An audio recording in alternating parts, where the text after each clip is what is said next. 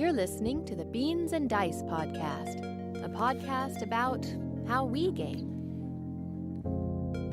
Hey, folks, welcome to the Beans and Dice podcast. I'm Carlos. I'm Rob. And I'm Wayne. And we are a podcast about How we game. Thursday night live call-in show is the night where we talk about how you game. I know we're just getting on a few minutes behind schedule here, but there was a game on my table that was on the last round. Had to finish it up. Got to do what I got to do. Hello there, Bryson in HD in the chat already. We got folks in the chat. Farhan back, eh? Oh, international again. Another international episode. Thank you, Farhan from Canada.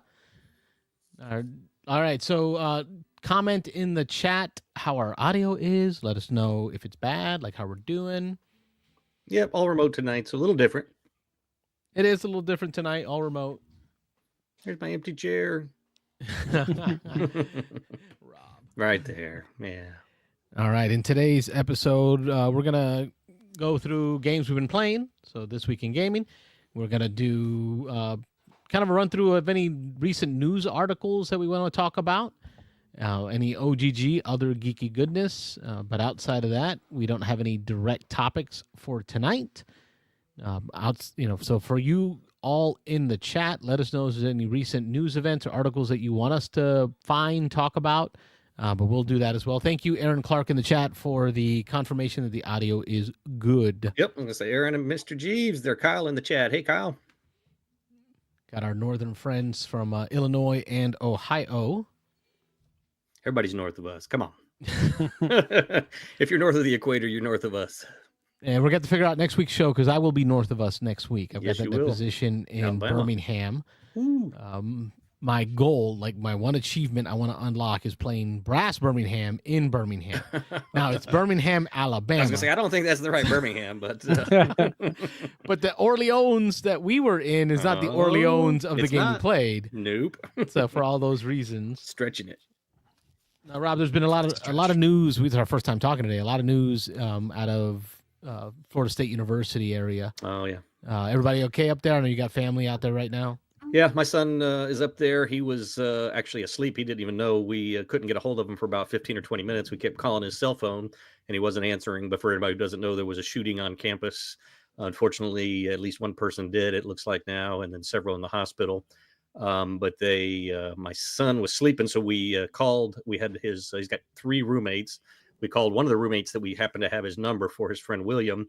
And his friend was hunkered down in a classroom on lockdown, but he gave us the phone number for another one of the roommates that was back at the room, and so we called that kid, and then he went and woke my son up. My son was sleeping. That was all around noon, 12:30 today. He was still asleep. I guess he probably stayed up all night playing games or whatever. But anyway, so yeah, he was safe and sound. So appreciate that. He's got some friends who were, again, his roommate was locked down in one part of the campus. A good friend of his was on the other side of the campus, but was also locked down.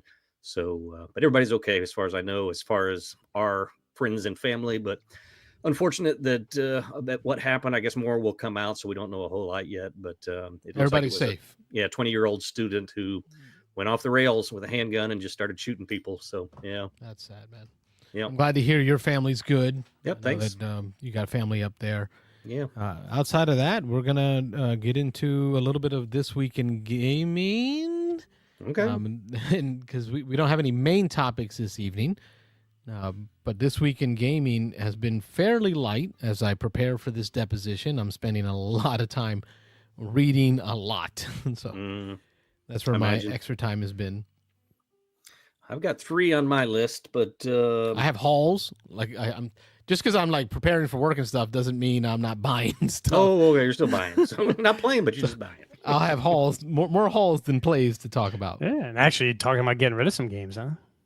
I tried this last time. So TGG, Tampa Gaming Guild, had a flea market. So Wayne is going to get a table, and I asked about joining him, so he's going to allow me to join him at the table. And I'll bring some games to get rid of. I just got to decide which ones I want to get rid of. Yeah.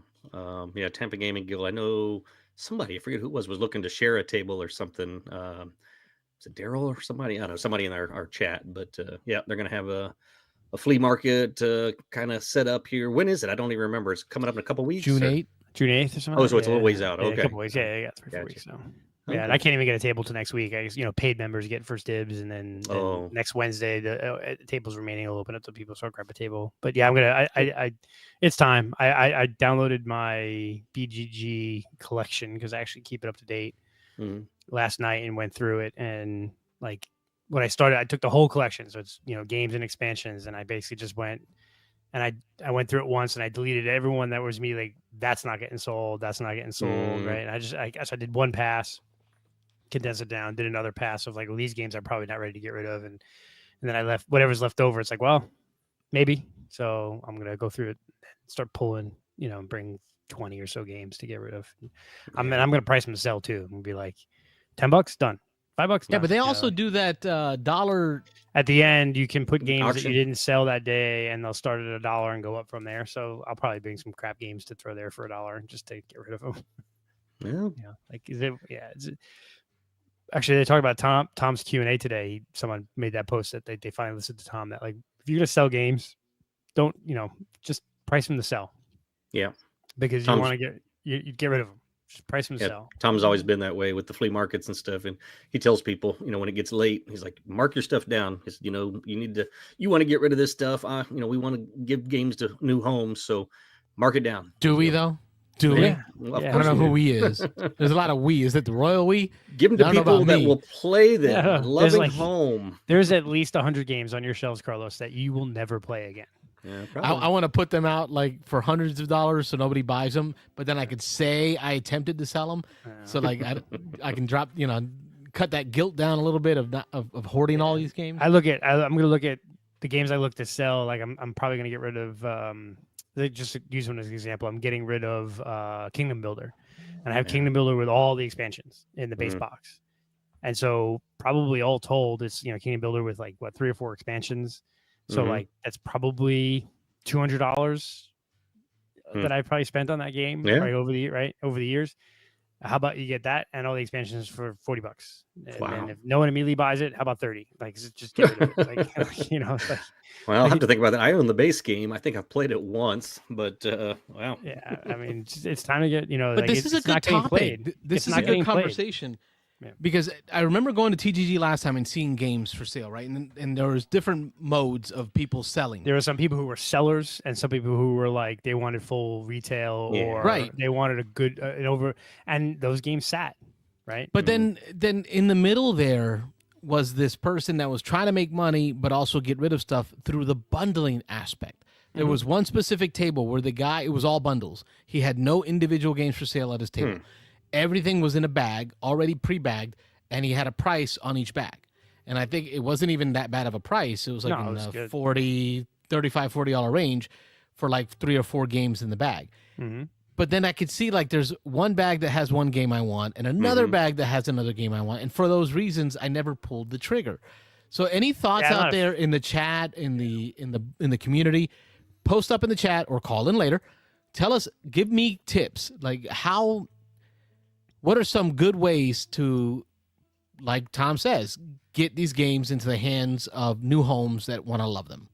So I think I'm probably gonna bring a couple of games where I want value, right? So for one, like I'm gonna sell Battlestar Galactica. It's Battlestar Galactica and all the expansions in the base box with the broken token insert, right? So I'm not selling that for $40, right? Yeah. That's a $250, $300. So I'm gonna so Carlos, maybe you pick 1 or 2 games where I could sell this game, but I need to get full value for it. Then have a couple of other games where you're just like, I need to sell these to at least make my day worthwhile and have them for 10, 20, 15, $20. So you kind of have a balance of games that you try to sell, but don't really sell. I've already had a stack of games about Rob High that I'm willing to get rid of for pennies on the dollar. Right. And a lot of them have to do with like first editions where I already have the second or third edition. Right. So like games that I already have the updated version of. Yep. So I'm ready to put some of those out there, but then some of those are just games that I picked up during our Christmas Gift swap. exchanges, Yep. right? Like we do the game Yeah, swaps and stuff. you want to get rid of them. Yeah. Those, like, I don't care if you just take it off my table. Like, Right. And you should. That clears out room. I'm gonna do similar. I have a couple of games that I got from the kind of the grab and goes, and I bought a bunch. I bought some games from Dan when he closed the store, right? That I bought because I either thought they looked cool or not, because they were like, $5 or $10, and I'm like, okay, I'm gonna sell them for $5, and then if no one's buying them, like free or $2 or just whatever, just to get rid of them. So. Aaron Clark is in the chat. First one to comment in the chat. He says, yeah, I don't think bundled is the way to go. It has to make sense. Right. I think the biggest thing is price to sell. I hate dealing with shipping games, so I'll do significant discounts if I can avoid shipping. Aaron, I am so with you. I remember and this might be the PTSD in me. The first time I sold a game online, and it wasn't even a sell, it was a trade. I traded a copy of Civilization, the FFG game, Sid Meier's Civilization, second edition. First edition through FFG, so the FFG version, which was out of print. Traded it for a copy of Command and Colors Napoleonics, right? Which is that's a beautiful trade. Apparently, I didn't pack it well enough, where the person I traded with later came to me and said that the box had some crushing on it when it arrived, and he wanted to negotiate some kind of a reimbursement, which to me made sense. Like, okay, I guess I'm not good at this packing thing. I don't like I don't do this shipping stuff well. And I ended up giving the guy like a $20 refund. I've never tried to do it. Ever since then, I don't want to sell online. Like, I see Mike Lorenzo is the king of packing. When he sends me a game, it feels like it was Miniature Market that sent it to me. Has anybody received a game from Miniature Market? Yeah. Like, there's enough bubble wrap in there to bubble wrap like 4 games. Yeah. It's crazy how well they do it. And that's Mike Lorenzo. But that's not me. Like, I don't... Yeah, I think that's part of the problem too. Is the idea, like I have actually, if you look over here, there's like all these D&D books, right? There's the entire set of the Forgotten Realms. Like each box sells for like $100 or $200, right? I'm never going to use them, but I am not going to try to sell them online because I don't want to have to ship them, and I don't want to have to deal with all that stuff. Like if there's if there was a local flea market where I knew like I could probably sell more D&D books, I probably would bring them, right? But yeah, I'm with you, Carlos. I think that selling online and selling out from the Tampa Bay area is what prevents me from really getting rid of games in my collection and just doing it. And I really wish Your Turn didn't close, because I used to love the flea markets, and that's sort of where I was selling a lot. Pablo 42 is asking in the chat, since we don't sell our games on shipping, Rob, you said you don't. I never have. I tried it once and I regret trying it. I'll never do it again. Yeah. Where do we sell our games? He's asking. He's saying that his local game store offered him $20 for a shrink wrapped Unk. Yeah, that's crazy. Nope, don't do that. Where would you sell your games? Well, I mean, obviously, we used to have the flea markets at Your Turn. Board Game Cafe would shut down, but now the Tampa Gaming Guild is doing them 2 or 3 times a year, so they'll have flea markets. And then there's the Dice Tower East, which they used to have a flea market where you could bring games and sell, but they didn't do that last year. They just did the virtual flea market, which you kind of pre-sell the games, which if I don't sell a lot at the Tampa Gaming Guild, I think I am going to throw up some games on the virtual flea market and just put them up there dirt cheap, right? Because then they'll sell, and I can just give them to someone at Dice Tower East and be done with it. So that's basically where I sell them. So yeah, I haven't sold, so I really don't know. But if I did, flea market, I think one of the conventions or TGG or something local where there a bunch of gamers are coming together, and it's an advertised thing, I think is how I would do it. But yeah. Farhan says, yeah, as Wayne said, it depends on the title, how sought after it is, also how much I want to get rid of it. So, for example, he continues, I'm looking to sell Tiny Epic Galaxies. My man, that is not okay. Like, that's Tiny Epic Galaxies. That's a good game. It is not out of print. No, it's not. And I have other games that give similar but better gameplay, and I'll get rid of it for $7. All right, now, Farhan, the question I have for you is, all right, there may be other games that give you similar feels, but can any of them be in that small of a package? Fit in your pocket, yeah. Hit Ultra Tiny Epic Galaxies. Get the tiny one. Yeah, Masquerade's Ultra Tiny. Yeah, I have that one too. Yeah, math. Some BGG website has math trades. There's several Discord servers and podcasts that have math trades. I've looked into them, but they seem weird. Like I don't like. It doesn't math out for me. No. Yeah. Like I don't know. Like it doesn't. It feels like a pyramid scheme. Yeah. Like how does this work out? It. Yeah. Rob puts up the value. Rob will put up Pandemic, right? And not even like first edition, but like Target Pandemic, while asking for Twilight Imperium 4, and then somehow the math makes it happen. Like, how does that work out? Yeah, it's weird. And to as Pablo says, random. It's not really random. The basic understanding, and I might not be 100% accurate, is you get 100 people that want to trade games. Everyone puts in the games that they're willing to trade. So we would all put in the games in the list. And then people would go in and you kind of rank or select the games you would want back, right? So that let's say there's 100 people in the math trade and there's 500 games in the trade. Everyone would go in and put, a ranking on which games they want, or like I would like this, whatever. Then an algorithm or a program runs and looks at the value and resale value of these games, what they may have sold for on BGG Marketplace or on eBay or on other things like that, and it assigns a value for those games. And it may be that Rob's Pandemic gets traded to me for 3 games of equal value, and then those 3 games go to Carlos, Jim, and John, and then Jim and John's games, and it's all this thing. Ponzi scheme, bro. Yeah, and it reevaluates it so you can turn and people that do them say they're awesome. Yeah, because you can say I want these 3 games, and the computer will eventually figure out how to get you one of those, type thing for the games you want to put up for trade. So. Yeah, it assigns a value to the game, and then it goes all these trades back and forth. But there's a good, I forget that one. I think maybe Blue Peg, Pink Peg, or one of the other big podcast people. There's actually a channel on their Discord that's for math trades, and there's like a whole link that explains all of it in a video that but it's kind of interesting. I would like to do it once just to see it, but because but maybe try it out with a game that I'm not too worried if I lose it. Like if this game is gone, it's not a loss for me because I probably already have another copy. Well, the understanding is every game that gets put in the math trade eventually gets traded around and it could be that games trade multiple times. Like Rob's Pandemic comes to me for these couple of games, but then I give the Pandemic to somebody else for games back, and it eventually comes, goes back to, okay, you got to ship. At the end, you just get a list of where to ship your stuff. Correct. There you go. Yeah. So that's Robert Cole in the chat. Hey. Hello all. I think that's Robert Cole from Canada too. Like we got 2 Canadian callers, right? Am like I that right? name. Robert. He says, I try to sell on Facebook Marketplace, but it's hard because not a lot of people want the games I'm selling. Yeah. And Facebook Marketplace is a pretty wide audience, so not as targeted as some of the other things that we've been talking about. But I think that you have some good luck in specific Facebook groups, right? So there's like the Wesley Chapel board game group, there's the Brandon board game group, there's the Tampa Gaming Guild group. They're like all of the various board game groups for your metropolitan area. If they have a Facebook specific page, they may allow you to post games for sale. So it's like Tampa Bay Board Gamers is a pretty big Facebook group. I see people posting in there to sell games a bunch. So.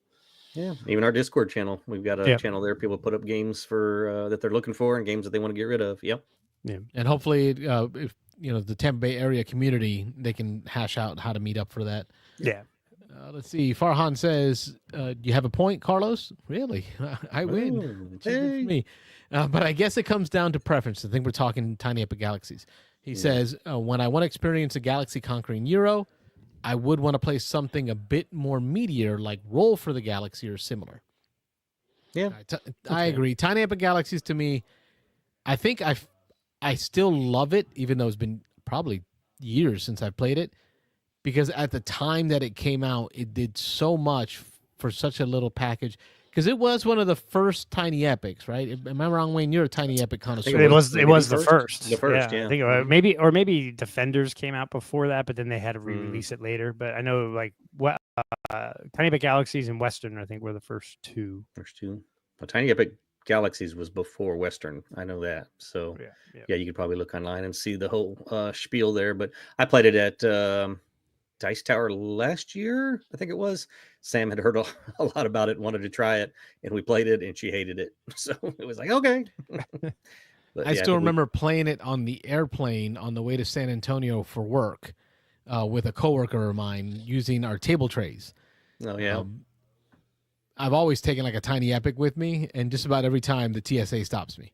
Like Nice. they want to go through the game, look at the baggie of meeples, and wonder Ask you why questions it about it. looks like drugs. I don't know. Yeah. Strange. Tiny Epic Western looks like 2016. Let's see. Sorry, just compelling audio here. Tiny Epic Quest was 2017. Quest was 17 and Western was 16. Tiny Epic Kingdom was 2016, 2014 actually. Tiny Epic Kingdoms 2014. Wow. So I think I think Kingdoms was first, and then Tiny Epic Galaxies was 2015. Yeah, so I think Tiny Epic Galaxies was like game 2. Yeah, but that long. But Kingdoms, it's over 10 years. Kingdoms came out first and it was okay, and they've re-released it since then. They have like a second edition that came out. Okay, that must be what I'm thinking of. Yeah, but Pablo 42 says,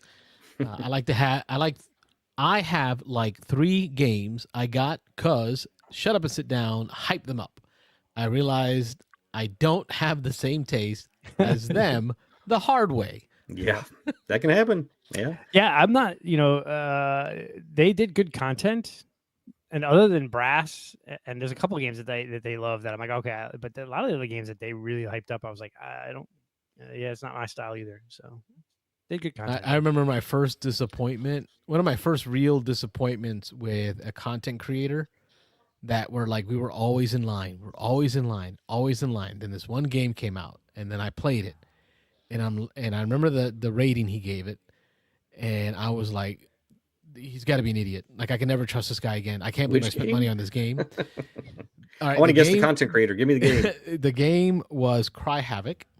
Sam Healy. No, it was Tom Vassell. Oh, Tom. Okay. Tom. Hey, love you, Tom, if you're watching, which I know you have before. Tom from South Florida. He is he hyped it up. I think it was like a 9 or a 10. It was up there. The dude rated it highly. When Cry Havoc came out from Portal Games, our friend Ignacy Trevicek I loved the idea of the game. A big area battler, dudes on a map fighter, but it had no dice. It was a card play to determine, and then this combat system that had this order of operations of how you killed stuff in a certain order. It just felt so flat. It sounded awesome. Go out, collect gems, and then fight each other. And then I remember that disappointment. I was like, I'll never be able to trust Tom Vassell again. It's a good game.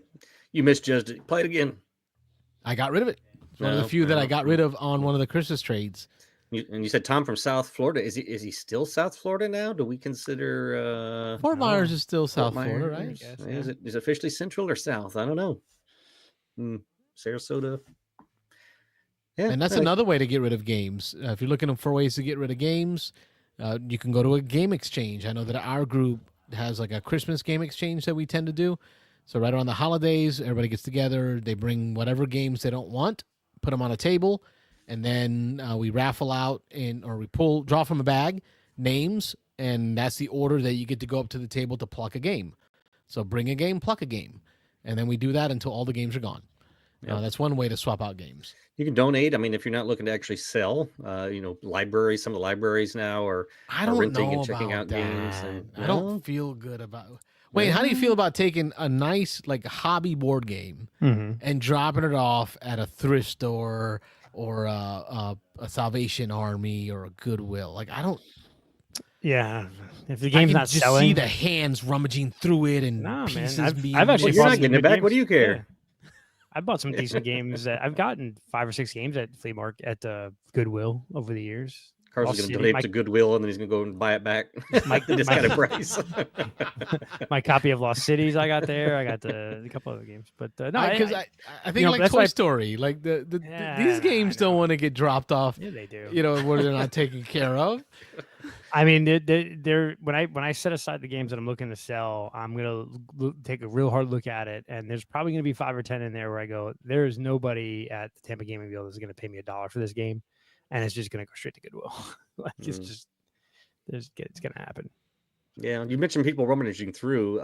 I had kind of that same thought. But the last couple times I've been over to the Goodwill, they have taped them up good. And I forget there was a game there that was kind of mildly interested in. I was like, well, let me just look and see if all the components are in here. And I went to try to open it. It was taped all the way around. And I was like, time out. Now you're worrying me again. Are we taping your games? Yeah. Well, I mean, I know you know how much I complain about the Funko stickers on their boxes. Yeah, are they taking like just packaging tape? It was like regular, like not like the thick packaging tape, but it was a smaller, thinner profile. But it was taped pretty good. It was all the way around, like directly to the box. Like they didn't shrink it to the box. Yeah. Oh gosh.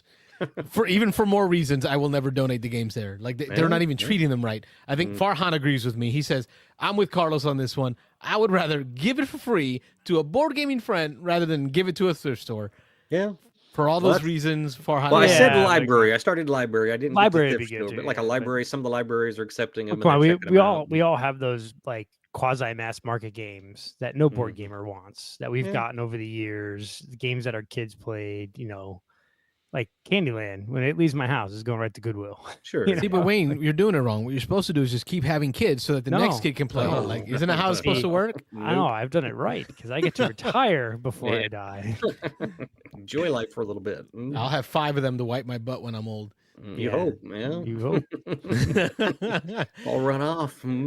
They can raffle that one off. Let's see here in the chat. Our friend Robert Cole is in the chat, and he is saying meeple-shaped ecstasy. I think that was a comment to whenever I get pulled over by TSA for my board games that I have on my carry-on because all the baggies with the cubes and the meeples. That's probably what they're thinking. Robert says he bought Freedom, the Underground Railroad, because of them. I believe Shut Up and Sit Down is what we're talking about still. Yep. I love the heck out of that game, but it's not a game for a wide audience. I love that company. That is a game I love them. That is a game I really want to own. I almost bought it last year at Dice Tower. I'm still hunting. I want to try it. Yeah. I want it. It's a deep game. It's not, and that's one I'm okay with that if it never gets played. Just having it, owning it on my shelf, in my librry, I'll be happy to. That's kind of the way. That's kind of the way I was with what is it? Is it 6 inches of snow, 6 feet of snow, whatever that game was? I got Tom's version because I bought it from the flea market at Dice Tower, and it ended up that was Tom's personal copy of it that he had at one point. So, but I've never really played it. It's just been sitting on my shelf, but I'm okay with that. Yeah, this is a game that I plan to buy soon, and it's still in print and for sale. But I figured it's a game that my kid's 10, probably waiting. Probably more like when he's 13, 14 type thing. Games. You know me, I love the games with educational value for my kids. So this is definitely one that I will get played at some point. Aaron Clark in the chat. We're going to open up the phone line. Let's go ahead and open that bad boy up. 813-618-7099 is the number. 813-618-7099. Call in, open take up over the the phone show. Lines. Yep. Let y'all jump in. I said we didn't have a topic, but a topic found us. We found we one. started talking about flea markets and selling games. That's what we've been talking about. Yeah.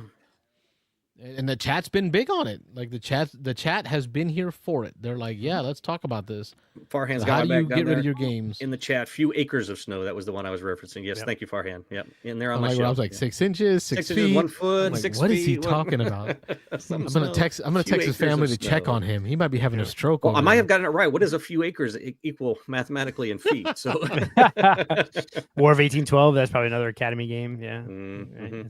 Speaking of that conversion thing, have you seen the skit on SNL with George Washington? Oh yeah. We talked about that a couple of weeks ago, didn't we? Yes, yeah. That's what that reminded me of. Hilarious. Yep. An acre will be. but why though? Yeah. The rest of the world will use. If you don't like this conversation and how boring it is, you can always jump in and change Take it. over by the show. In. Oh, there you go. Somebody got the note. Just like that. Beans and Dice Podcast. State your name. Where you calling from? Hey, this is Robert Cole from Canada. Oh, our friend from Canada. Yes. How's it going? It's going we good. Are well. I just wanted to call because I wanted to give an update on the GURPS. How the GURPS game is that's going. right. The roll for it, roll for film to roll. Oh man, what was it again? Yeah, film reroll. Film reroll. There you go. Yep. I saw you gave us a little bit of an update in the Discord, but yeah, I'm sure you got more to talk about. Yeah. So we did another game of it yesterday, or last week, I should say. So a second session. So in the Discord, I actually put up sort of a transcript of what happened to Derek Zoolander in our version of the movie. Long story short, because I'm not going to take up your entire time here. Long story short, Derek Zoolander is a cult leader. And, of course he is. Yeah, and by the end of the second session, he has decided that he is going to try to find the largest television in New York to debut Magnum on. That is hilarious. Nailed it. Now, Robert, I'm interested because it seems like you've got a nice range there of interest, right? Because you talked about the Academy games with Underground Railroad being a hit for you, and then we talked about before the film rerolls. Mm-hmm. Where some of us are Omni gamers, some of us are Euro gamers, some of us are Ameritrash like me. What would you say you are if you had to label yourself, or even just talk about the range of games you enjoy? I'm curious about that. Oh goodness, I think I'm just sort of all over the place. If I had to say, I think I started the hobby collecting weird, esoteric, old board games. I was originally inspired by a podcast called Flip the Table, and I started collecting old board games, and I have all kinds of old board games. I've got the Three Stooges VHS game. I've got the Home Improvement board game. Actually, that one's signed by Richard Karn, who played Al. Nice. But yeah,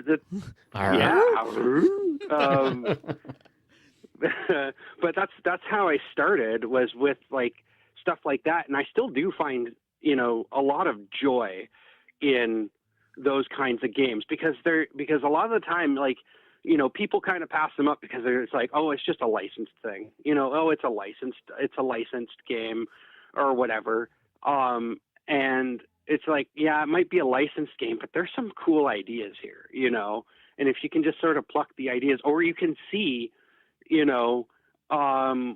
where certain things started, where certain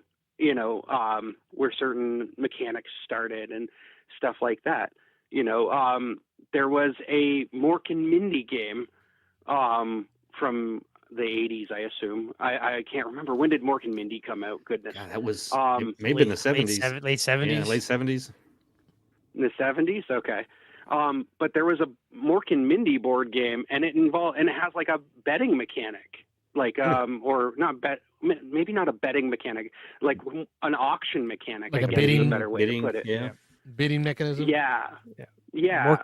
And it's and it's just so that's why I find older games like that just so interesting, right? Because you get because you can draw sort of a through line into modern board gaming, right? Yeah. But as I said though, that's not the only kind of gaming that I like. I've kind of become known as the guy who brings that game licensed themed games to my local gathering. But at the same time, I do enjoy what was the last big one that I played? I played Expo 1906. Okay. Yep. And so it's I have such a wide range of tastes. I can't really label myself as any specific. If there's anything I don't like, that's probably a smaller list. What you don't like. Yeah, it would be a much smaller list. Yeah, I would say older trick-taking games are not my favorite. I do like a good trick-taking game. Okay. Scout is one of my favorites. That's a good one. Right? Ladder climbing. Yep. Yeah, but a couple of friends tried to introduce me to bacon, and I could not get into it. A couple of friends, another friend tried to get me into Tichu, and I couldn't do it. I was just, I just could not wrap my head around it. I like trick-taking games. I just struggle to introduce people to them. Because I think like what Robert's talking about, it very much is like a built-in thing. Either you get them or you don't. Yeah, you kind of goes back to like, them or you didn't. Yeah, if you're from the Midwest and grew up playing euchre, if you're from like the Northeast or the South and grew up playing spades or something like that, then you're kind of into them, or whist, I guess. I'm with you, Chad. I hear bacon, and it's like bacon. I'm sorry, Chad Tilson's asking if it's bacon, the food, or the game. It is a trick-taking game. Michael Lorenzo has talked about it on the show before, and he really enjoyed it. He hyped it up, but then we also found out he played it wrong. So that could have been the problem for you, Robert, because apparently he didn't realize that is a game where you pair up. Like it's a team game. Yeah, I played it on BGA, so so there the was rules no probably choice but didn't to get messed pair up. up. Yeah. As I said, like there are certain ones. Like I feel like trick-taking game like Tichu, or like I don't mind euchre. Euchre's fine, but I find like the older kinds of games are very much they feel like, to me anyways, they feel like they play themselves. You know? I will. Okay. So all right. So let me touch on that, Robert. I agree with you in the sense that if you're playing with skilled players, it really does feel like gameplay you. Because if everyone's near the same skill level, like you know the right plays based on the hand you have. So when I play dominoes with my family, my like personal in this house family, we have fun, right? Kids are throwing stuff down. We're trying to make it work with what we got. Play with my uncle and my grandma, right? My abuela is completely different. There's an order of operations. Why would you play that bone, that ficha, as we call it? Why would you play that when you know I played this before you, which means you should be playing this? Is that what you mean, Robert? Like, it's mathed out. Yeah, that's exactly it. Yeah, and especially if you try to play it on like Board Game Arena, and Board Game Arena will automatically tell you, oh, you can play this card, or you have 3 cards to play, and it's just like, well, I'm not entirely certain which one is the optimal one, so I'll choose that one. Or you only have 1 card to play this round, right? And it's just like, well, I have 10 cards in my hand. Why can I only play this one single card? You know? That's kind of what turns me off of stuff, games like that, I really did not know when I asked that question how wide of a range we would go. I felt like there was a range there when you posted up about Underground Railroad. I'm like, I'm curious about this guy's game preferences. And then he took that range that I had, and like we went off the guardrail, off the edge, down the valley. Sounds like an Omni gamer. Yeah, I like it. I like the retro games too. Yeah. Like what was the on the Dice Tower, like the board game? Yeah, there's that one guy, the retro board game guy. It was from Miami area. He wears the white shirts. I want to see that guy's collection of retro games because he's got to have like several thousand. Oh yeah. As I said, I was inspired originally by Flip the Table. I remember that now. And the Flip the Table podcast, because they used to do reviews of old board games, and I just kind of went. Yeah, they talked about new games, but then like their main highlight of the episode was like an older game. Yeah. And as I said, I have found so many really cool things. It's so funny because people will go and they'll post on Facebook, right? About, oh, do you remember this such and such a game? And I'll be like, yes, I have played that one. Like recently somebody posted about the Barney Miller game, and I'm like, hey, yeah, I've played that one. I actually have a copy of that. Wow. And the funniest thing about that one is that it's a reskin of the Laverne and Shirley game. There was a Laverne and Shirley game. I was getting ready to say Happy Days, and you're right there, Laverne and Shirley. Yep. Yeah, I have the Happy Days game too. Like, there you go. Got them all. Awesome. Yeah. But yeah, I have the Happy Days trio because I also, as I said, I also have Mork and Mindy. Yep. Sweet. That's awesome. Well, thank you so much for your call tonight. Really appreciate it. We continue to be international, fellas. Can you believe that? We are an international show. Yeah, international. Yeah. All right. Well, thanks for having me. Anytime, call again and keep in the comments. We appreciate you finding us and contributing. Keep it coming. Spread the word. Appreciate it. Take care. Have a good night. You too. Bye. Thanks, Robert. Bye. All right. That's our buddy Robert, the better of the Roberts. Oh, that's debatable. From Canada. Calling in. Phone lines are still open. 813-618-7099. The phone line, the one and only. The line. Chad Stilson from Michigan with the euchre in the comments. Thank you for that. We got Pablo talking about trick-taking games. He says, I couldn't get into a Trio or Rebel either. Princess. Trio's got that memory aspect to it, and I can't do it. And then he says, I did like Maskmen and Scout from Oink Games. I'm not sure about Maskmen, but Scout is great. Yeah. Rebel Princess is definitely on my list. Like, it is on my list to try. But we do have another caller here. Caller, state your name. Where are you calling from? Hey, this is Farhan. So let's make it a Canada episode. Like, this is insane. Are we getting invaded? Are they taking, like... Come on, America. We need phone calls. No, we are good. We got Farhan on the line. Welcome to the show. Yeah, thank you. How you all doing? We are well. We're talking nonsense. Hopefully you can get us back on track. What do you got going on? Nothing much, actually. I've been quite busy for gaming, but like Carlos, I've not stopped acquiring. Well, still buying games, huh? Yeah. Like as I was talking about some war games in the last episode, I finally managed to get a copy of Cuba Libre. Oh, yeah. Hey, Farhan calls in. Hey, guys, I'd like to dip my toe into some, like, wargaming. And we give some examples, and Farhan's like, I'm jumping in. He's full deep end, Cuba Libre, all the way. That's a coin. That's the lighter of the coin games, isn't it? Yeah, that's what I heard. The counterinsurgency game. Yeah, that's the I haven't even tried that stuff. Like I've heard it's brain melting.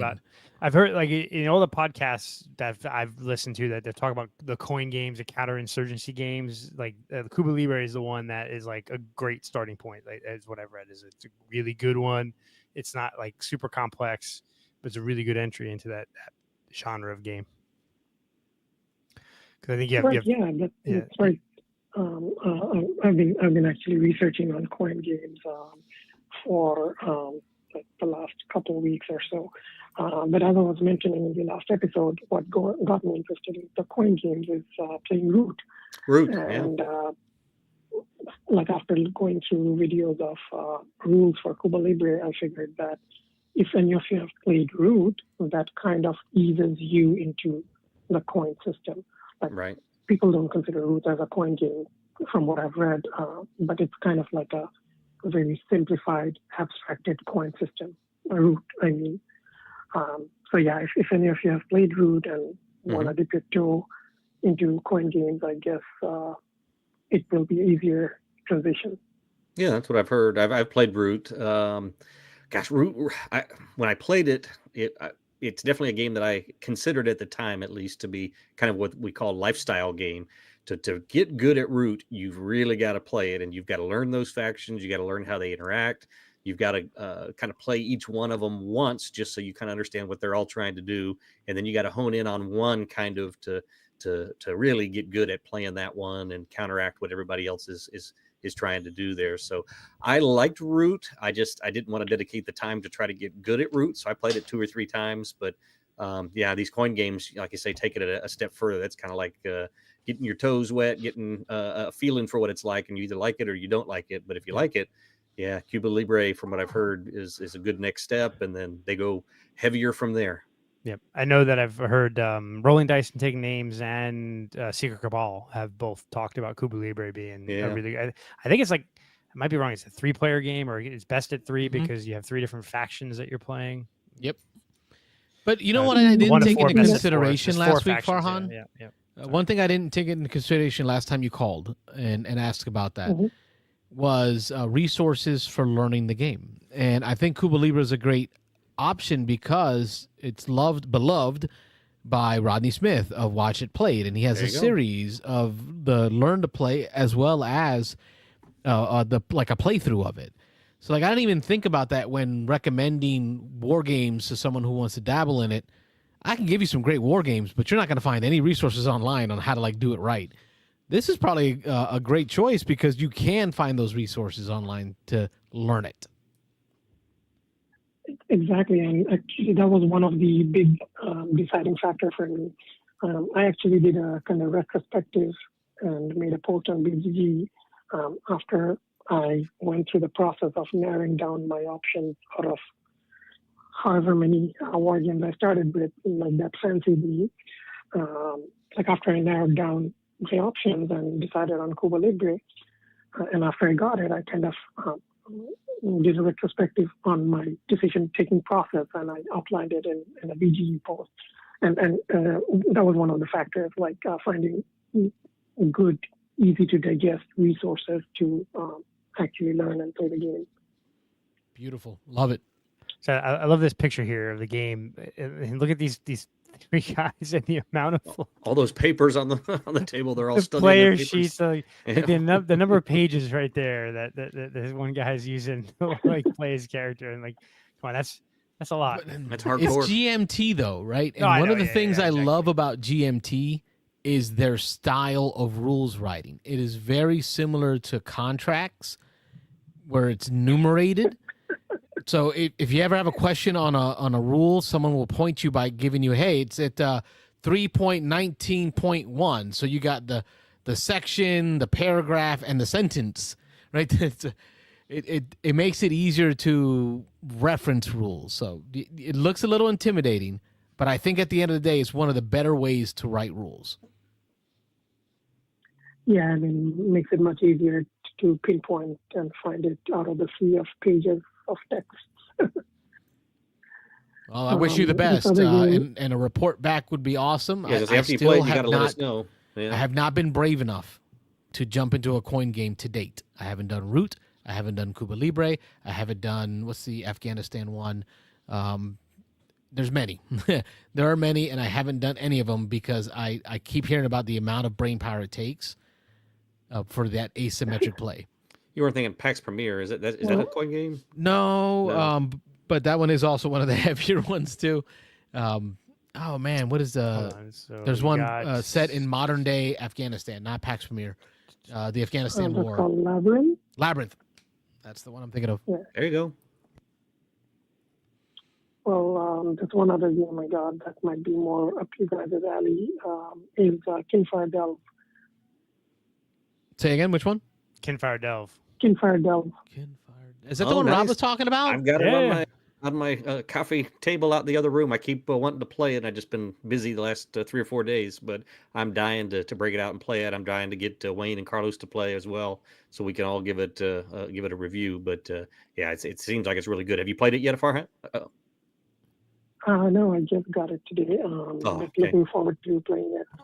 Yeah. Yeah, I mean, I gotta say the artwork is absolutely gorgeous.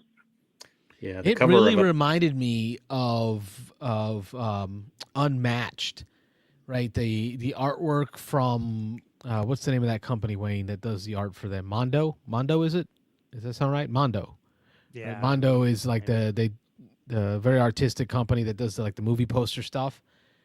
And a lot of that same art that's in like the Unmatched for their cards is what Kinfire Delve reminded me of. You're right.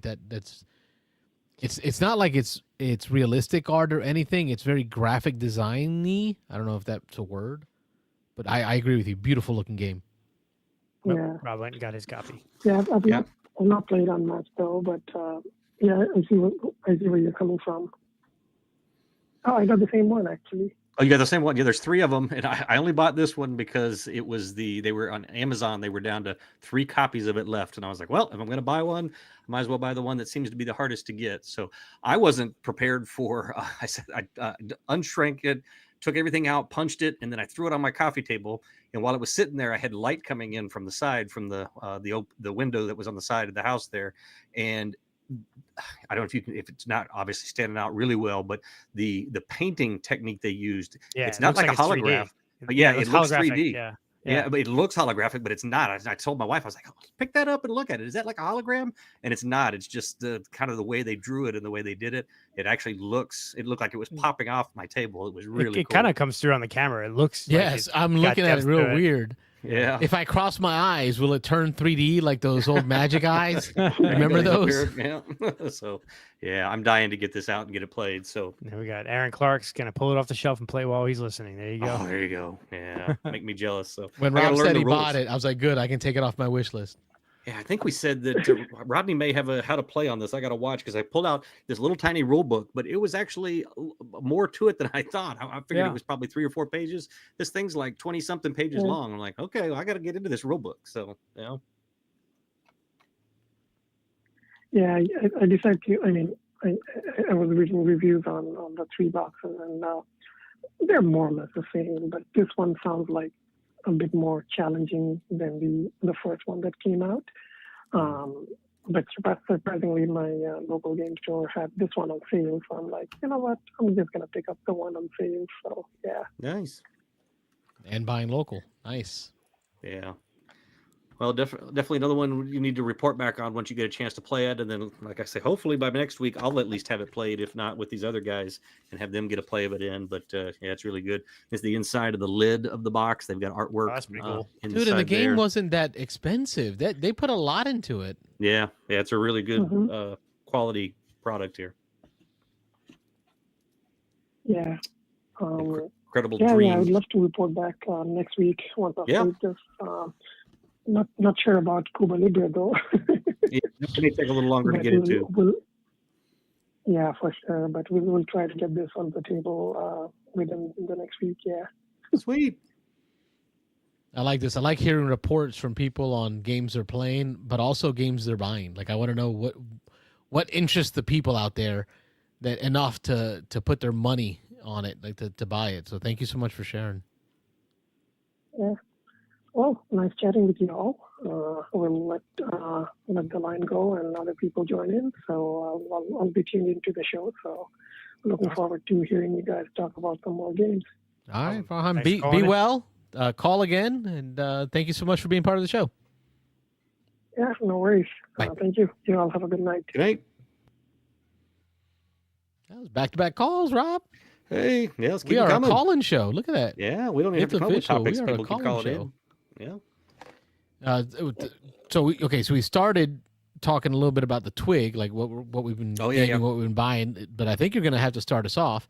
Let's run through the comments real quick to see if we missed anything. Robert Cole says War of 1812 is great too. So that's when he was commenting about Freedom to Underground Railroad. That might have been a Few Acres of Snow conversation also, tied into because I think they're very similar games. Yeah.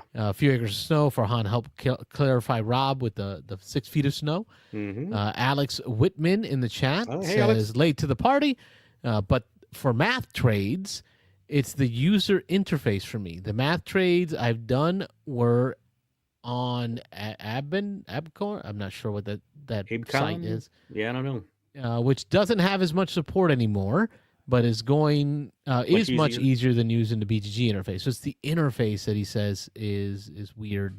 Doing it for him, yeah. See, I guess he doesn't like the BGG. May have to get some more depth on that, a little more clarification. What about the BGG interface is not good? So I've never tried. They got one person in a basement, like locked in, like figure this out. Well, they may use they may use the values from the BGG marketplace instead of like eBay or other sources. Who knows? But they threw him down a well and said, once you figure out this math of who wants what and who gets what, then you can come back up. It puts the game in the basket or it gets the hose. You got to think like as AI. You can use an AI to do some of that too now too. Mm-hmm. Chad Stilson said Mondo is great. You know what? It seems I was right. Mondo and their graphic design is wonderful. Chad Stilson even appreciates it, and he's a graphic designer. He's our resident graphic designer. Nice. R1. Let's see. Aaron Clark says, "Yep, I've won 1 and lost 2 in his 3 plays." So it is a 1-2 record. 1 and 2. Oh, is that Ken Fardell, I assume? Yeah, Ken Fardell. Okay. So Rob, that's right about where you want to be. I want to be more in that 2 and 1. You want to be 2-1? Yeah. You want it to be I'd easier rather to 2 to beat 1 than not. So and I'm in the middle. I want a 50-50. 50-50. Win half the time. Carlos wants games. 66.666% repeating. Rob wants 33.333 repeating. I want 50-50. There you go. I like 50-50 on like solo or cooperative games. Like just hard enough where you lose about as much as you win. Games where you get your butt kicked all the time is, I think it's part of it. Like, I don't know. That's why I kind of got tired of. But then you got that accomplishment. I don't like 1 and 10. 1 and 2, 1 and 3. 1 and 4 maybe. No, But that's too low. I need I need some dopamine hits, regular dopamine hits to keep me going. I think honestly that's sort of why we have never gotten. My wife and I never went back to Gloomhaven because it was like, we would win, but there would be some fudging. And it was like, I'd rather just, especially like a campaign game like that, I want the story more than I want to like have to repeat the same game over and over again. Yes. So I don't mind. I think Pandemic Legacy is the best choice, right? So Pandemic Legacy Season 1, like you can play up to it 24 times, right? Because you play each month, so it's 12 games. And then if you lose a month, you have to repeat it. So I think in our game group, I think we ended up playing like 16 games, so 12 plus 4. Yeah, because we lost a few also. We lost about five months. But I don't think we ever lost 2 in a row. No. So that was a great way to do it. We might have once. It seems like maybe once one we time lost 2 in a row. And then we had to push ahead. But I think there was one time. I think we ended up losing 5 months on the first try, but always got it on the second. So we ended up playing 17 of the 24 possible games, and that felt about right. Like that was rewarding, right? So anyway, sorry. It's definitely a game. Even when you do things right in there, there's sometimes the cards and just the way things come out can mess you over. You flip over like 3 pandemics in a row. You're like, yeah.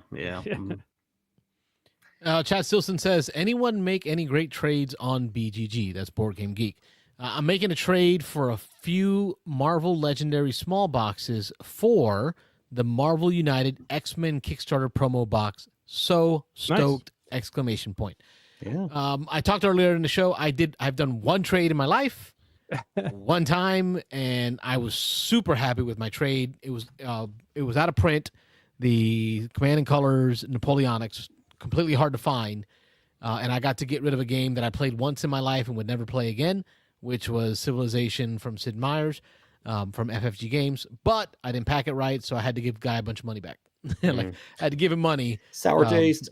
Yeah. I think Dan has really good luck with BGG sales. I want to say that he's sold a bunch of stuff from the store on BGG. So he sold stuff a lot of different ways. He just said he's actually getting ready to put up a whole bunch more stuff. He's going to mark everything he didn't get rid of before down even more and do it again. So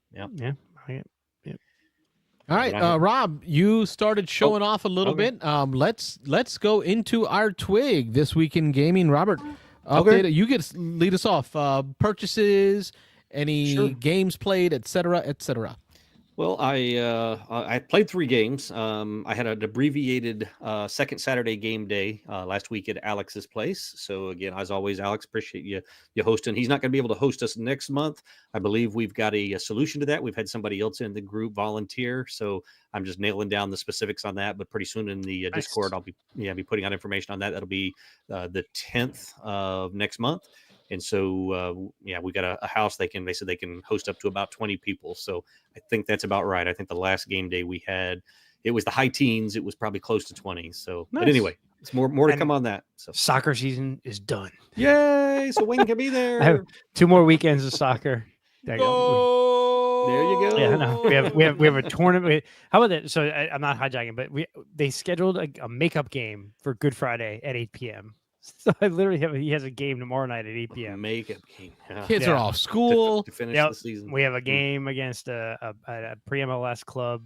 We've had to do that in baseball. We've had to have a game like on Mother's Day. Yeah, we're still making up games from the hurricanes because we had 2 hurricanes and the tropical storm. Yeah, so many games in that. I've been there. So And it's the weirdest day. It was like Mother's Day. We need a Sunday morning game to make this up to finish off this season. So we got a game tomorrow night, 8 p.m., a game 10:30 a.m. Saturday, and then a tournament in Sarasota the following weekend, and then I'm done. Then you're done. All right. Done. Yeah, get all that out of the way. So, so I had a short day. I had to leave early to go to a concert. So, but anyway, I got in 3 games, or most of 3 games. I got in 2 and about 3/4 of a third game. But no, say it all new to me, but they weren't actually. I did play the first one once before, Wandering Towers. As people were rolling in, we wanted something quick that we could play in an hour or less. We knew within the next hour there was going to be 5 or 6 more people showing up. So there was a group of, I think it was 5 of us. Yeah, 5 of us played Wandering Towers, another game with a memory element to it. So it's never going to be one of my favorites when you're trying to remember. It's not too bad though. I mean, it's a family weight game. You got these little towers that are moving around the board. You've got your little wizards. There's 4 little wizards, and you're trying to drop them into the one tower that has an open top on it. And the memory aspect is you play cards to either move wizards or you play cards to move the towers, and the towers stack up. And so you can actually move towers and cover up other people's wizards. And so they've got to remember which stack their wizard is under so that on their turn or on a future turn, they can maybe play a move tower card to move off part of the tower so that they can uncover their wizard and start moving their wizard again to get it into the goal tower where it wants to end up. And so again, pretty light game. We played it in, I think, less than an hour. We were teaching a couple people how to play it. But a fun game, really cool components. It's got great table presence, those little stackable towers and the little wooden meeples moving around. It really looks good on the table. But yeah, and tons of people updated or upgrading from the cardboard towers to like 3D printed towers. Oh, and yeah, I painted imagine. towers, and Yeah. So a fun little game. We got it done quickly and moved on to something meatier. So after Wandering Towers, one of the Rob, big did you take your Prevagen for that memory game to help with your memory loss? Fish oil and all kinds Ginkgo of stuff. biloba. Yeah, there you go. Like, how'd you do with the memory aspect? So, from someone who does not unashamedly does not like memory games, Yeah, this is a memory game. Yeah. How was it? to some aspect, there's a lot of luck in this. You're drawing cards, and in the amount of movement you have is based on just these random cards you're drawing. But the memory's not too bad. Like I said, you've only got 4 wizards on the path there, and so you can usually keep a couple of them uncovered and keep a couple of them moving. And so to some extent, I kind of relied on other people to shuffle the towers around and reveal mine. And there was one time early in the game. Oh, that's where I put them. Thanks. Yeah, exactly. That's where it showed up. But I think we all had at least one of those moments during the game at some point. It was like, oh, hey, there he was.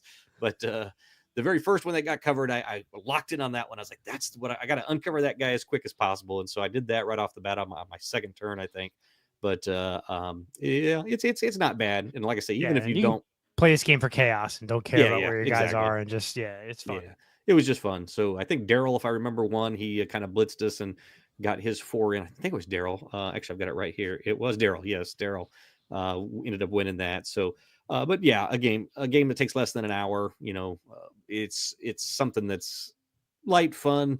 Even though I don't love memory games, I was in on it. So I forget there was another game we were debating on, and I was kind of pushing for the other game, but everybody else wanted to try Wandering Towers because there was a few people who hadn't played it before. So I was fine with settling down and playing that. But the next one, there was a couple of meteor games that we had talked about wanting to play, and so they were Barcelona, and the one I ended up in was Men Nefer.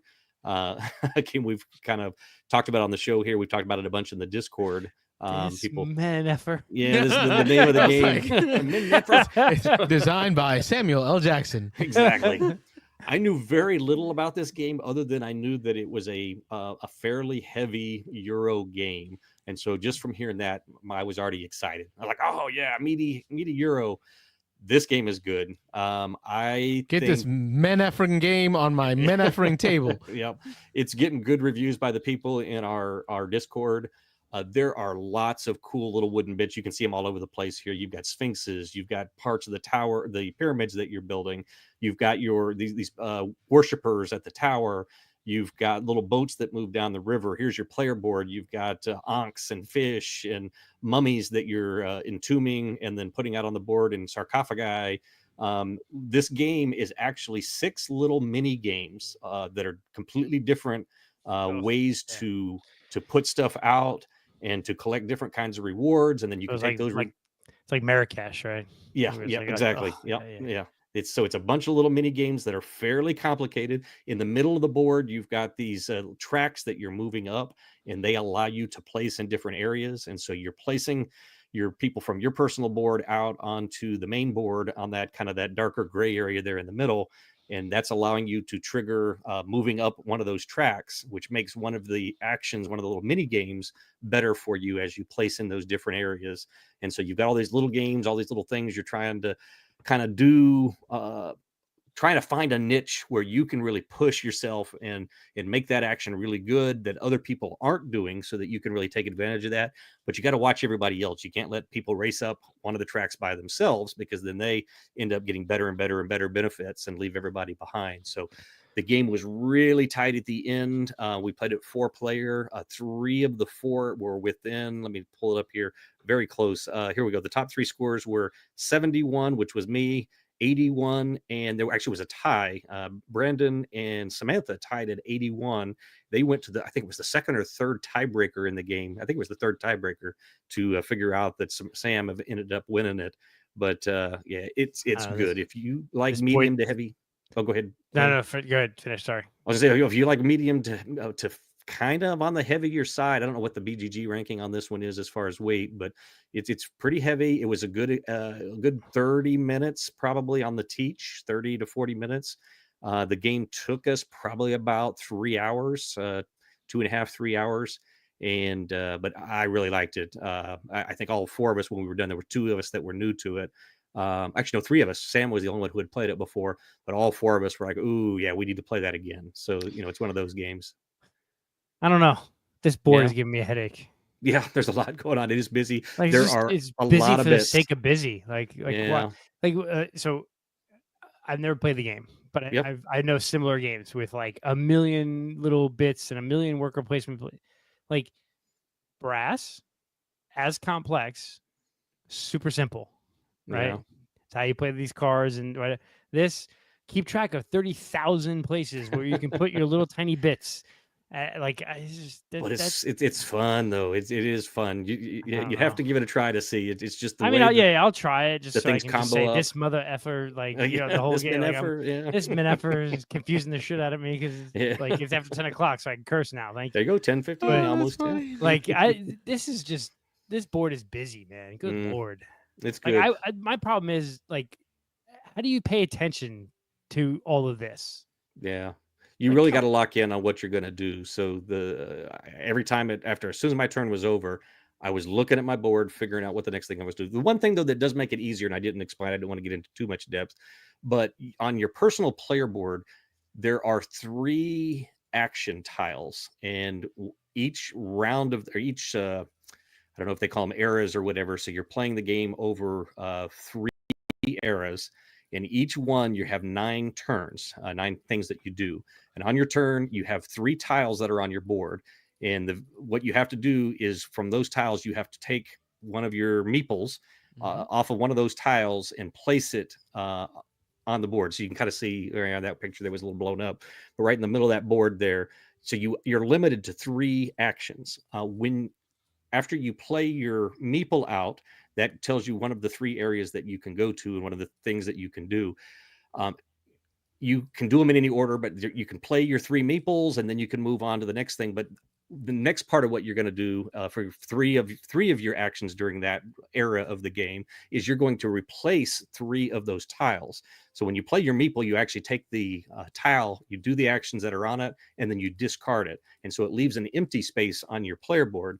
Well, one of the actions you can take is as you get empty spaces, whether you have 1 or all 3 of them empty, is you have a market of new tiles and you choose one of those new tiles. And beside each one of those new tiles, when you take them off the main marketplace on the main board, there is another action. So depending on which tile you choose, you're taking that action. But then you're also choosing the tile that gives you your action for the next era when you play that. And so it's a lot of forward thinking. You have to think ahead a lot. But it's not, you can't just place everywhere on the board. You're not choosing between 60 different spots to play. You have these 3 tiles and they're going to dictate where you're playing on the board and what action you're taking. So kind of reminds me of Ezra and Nehemiah. There are 3 main actions, either red, blue, or gray. Yep. and when that dictates what area of the board you're going to, and then based on how powerful that color action is, how many things you can do in that zone. Yeah, it was similar. Yeah, very similar to that feel. Yeah. And so there's I'm not trying to like. I've never played the game, and I know it's a good game. I know it's a good game. Yeah. But this to me though is like all of this. It's is busy. Like, it's the setup took a long time. All those little mean, pieces, and the one other thing is that in that middle area, you can kind of see here in this picture, we played 4 players, and so as you can see here, they were in this one too: the pink, the blue, the kind of green, yellow, and the white. But at the starting of each one of those tracks, you're stacking those up 4 high. Those little tiny wooden pieces, they're really small. One bump on the table and it all goes. Yeah, well, yeah, my finger, every time I went to move mine, I would knock over the pile next to it, and it was like we were constantly repicking them up, restacking them up. So the good thing is when they were stacked, we knew they were all in the first spot, so it wasn't hard to remember where they were. But it was just, there was a lot of that, and just putting all these little wooden pieces and all these little tiles out on the board. It's all it was like a good this setup. Galactic Cruise, Yeah, like all these other games, the Marrakesh that have come out in the last few years with just a million pieces and a million like choices. It's like this the kind of the board game bloat of like the industry where like you've gone from, you know, simple but complex to fiddly and complex. Yeah, you know, so I mean, it looks cool. It does look cool, and I definitely I would try it in a heartbeat. But also a 3-hour game, I'm like, what do they give the weight on this? If you don't mind jumping back there on the BGG, I'm just curious. Because I explained it as being 3.71. That's really pretty heavy. Yeah, it was pretty heavy. So I know Nick was wanting to get in, but he only had he had a hard stop, and he only had 2 hours, and so he actually sat down to play. And I was like, I just want to make sure you understand that this is a fairly heavy game. And he's like, oh, heavy. And they're saying playtime 1 to 2 hours. Like that can't be right. It's going to be for first play. It was 3 hours. It was pushing 3 hours. So probably even after a couple of plays, it's still going to be over 2 hours. Like or close to 2. You could get it down to 2, I think, if you had maybe 4 people who knew the game. But it's that's also like in the same like zone of a lot of like Shem Phillips games, right? Like it felt like a lot of them. The 3 hours of a heavy Euro and time flies. Really? Are you talking about the Shem Phillips games? Aren't 3 hours? Well, Shem's I would say 3 hours, but 2.5, 3 hours. Ezra and Nehemiah. That's about the heavy, but that's like his heaviest game, though. Like all the Architects and all the others are a little. All those other ones are under 2 hours. Yeah. Architects, Raiders, Scholars. Well, maybe Scholars is a little long, but No, I remember our game of Raiders of the North Sea was a long one. It was almost 3 hours. Yeah, I don't remember how many people we played with there, but we played with. Yeah, we did have a big table. That was pretty cool. It was a big table. We had a lot of people. Yeah, I think it was like 6 people playing or something. But here we go, Andrew. Great. The board reminds me of a stack of Lucky Charms. Those colors for sure. They look like little marshmallows all over the board. I hear you. But I said, don't knock it till you try it. It's really fun. I'm not. It definitely looks very fiddly though, man. Come on, there's a lot of pieces. Like, oh yeah, that's for sure. So I wouldn't argue that there are a lot of little pieces on it. But I like any other MFing games. Yeah, one more game. So the other one was a game I had heard of, but I really didn't know anything about it. Called The Magnificent. We were looking for a game. I was at that point was down to where I only had about an hour and a half before I had to leave. And so we were looking for a game a little on the lighter side. A little on the lighter side, 3.12 rating. Oh, well. Oh, it was on the lighter side. I just came off. You went from 3.72 to a 3.12. Yeah, so this was a big step down. It's directionally accurate. A whole 0.6 easier. So I said a little lighter. A little lighter than what, I guess, is the question. But anyway, this one's based on kind of reminded me a little bit of kind of Tricarian, which I played last year for the first time. It looks like a Baron Zamdi type character. Yeah, it's based on kind of a circus acts, magic acts. Like the fire breather and different things. So definitely had kind of like a Cirque du Soleil, but like nightmare fuel. Exactly. Yeah, a little mystic, a little there's dice, Carlos, lots and lots of dice. So beautiful colored dice. Look at that. It's very pretty. It was. The dice were pretty, the board was pretty. Those they're not pastel colors. What would you call those? They're kind of bright, lively, whatever, nice purples and pinks and greens. But you're rolling a whole bunch of dice in the big tent, which is just a part of the board. You're rolling them all out there, and then this is dice. I guess it's dice drafting. On your turn, you're choosing a die, and then you have these forget what they call them. It's kind of like recipes or player bills or whatever for these different tricks that you're trying to pull off. And so you're putting them in kind of an inventory on the top of your board, and then you're drafting dice to do a polyomino tile placing. You can kind of see there on your player board as you draft the dice, you're putting those, I guess they call them kind of elements of the trick, and you're putting those on your board. And then at the end of each round, you are performing as many of the tricks as you can. And so each of the little cards that you're collecting, they call them posters in the game, kind of like posters advertising your trick or your circus show. You have to they don't have to be in any particular order on your board. As you put them on your board, they just have to touch one that's already there. So you kind of have to place them adjacent, and then you're covering up things to give you bonuses on your player board as you put the polyominoes out. But then to complete the tricks, all you have to do is show that you have on your board those components. So like in this example that we're seeing here on the screen, there's two green squares, and then there's a couple of the purple kind of L-shaped pieces. So the performance that I might be trying to do requires one green square and two purple L's. And so at the end of the round, I just have to show that I had those. You can't use them for multiple tricks. So if I use them for the first trick, I can't use those same polyominoes to complete the second trick. But when you're doing that, you're gaining the resources or money, you're getting victory points, and then you're getting assistance. You have a little assistance that can allow you to manipulate dice by rolling them up one or down one or flipping it to the other side.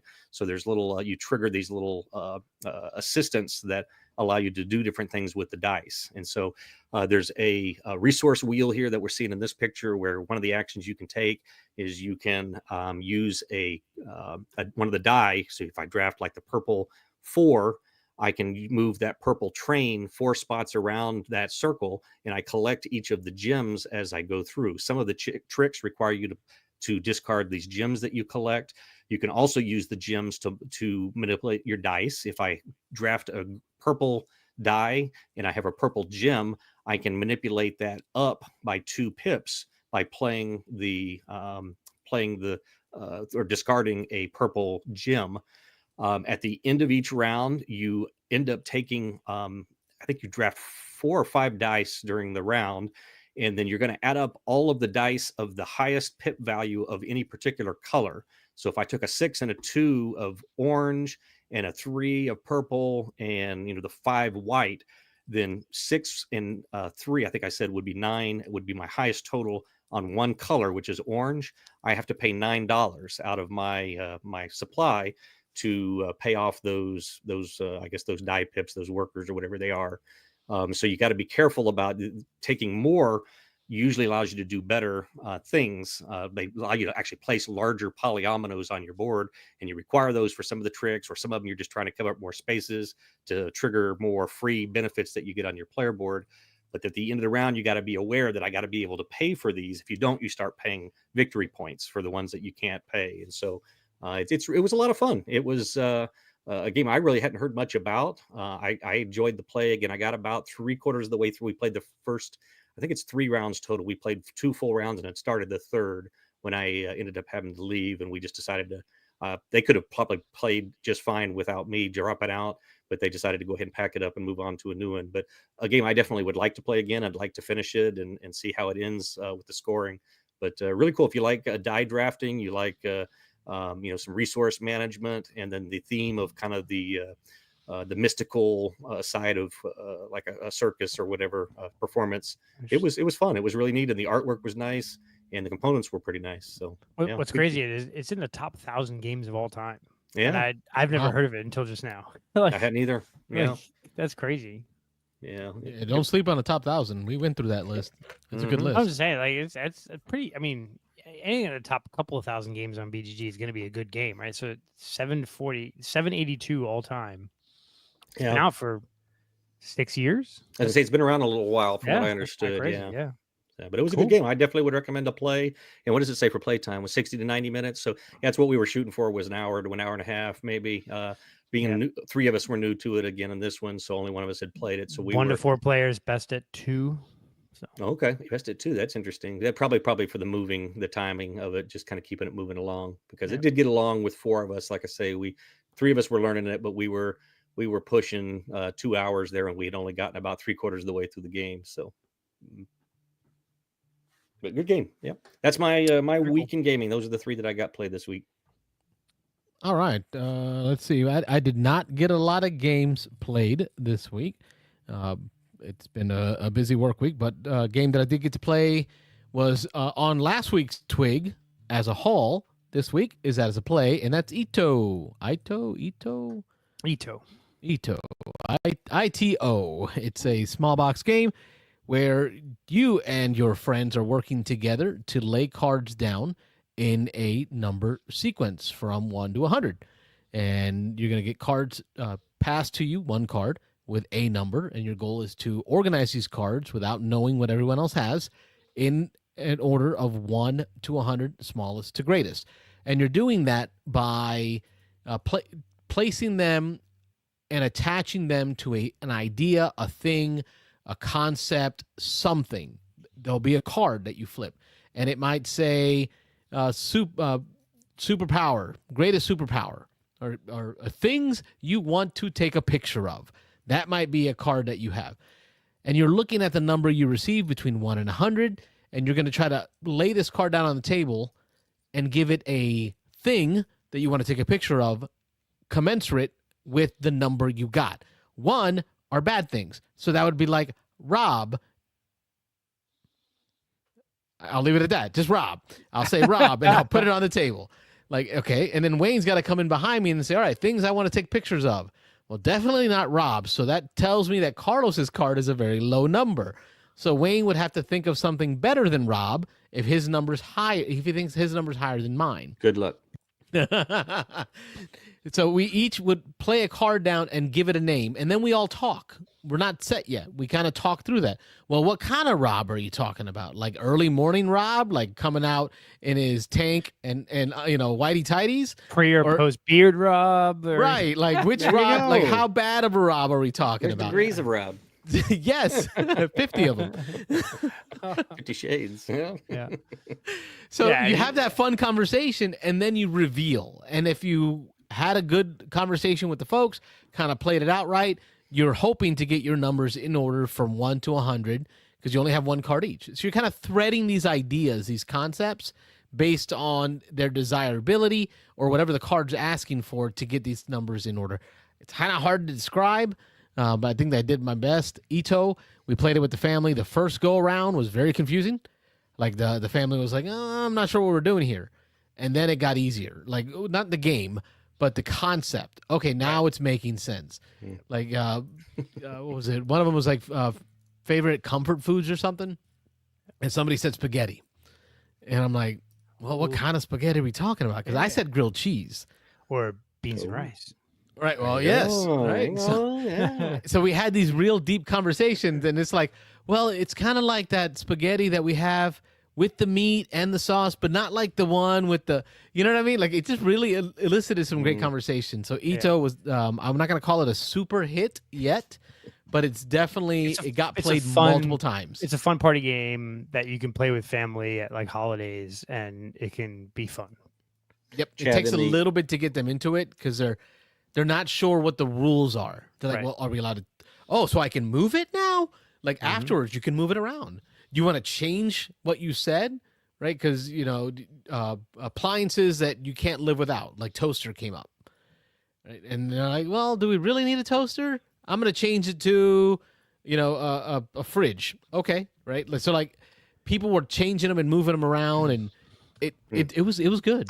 Thanks for the recommendation, Wayne. Does your copy have cards like this where you can see the question on it?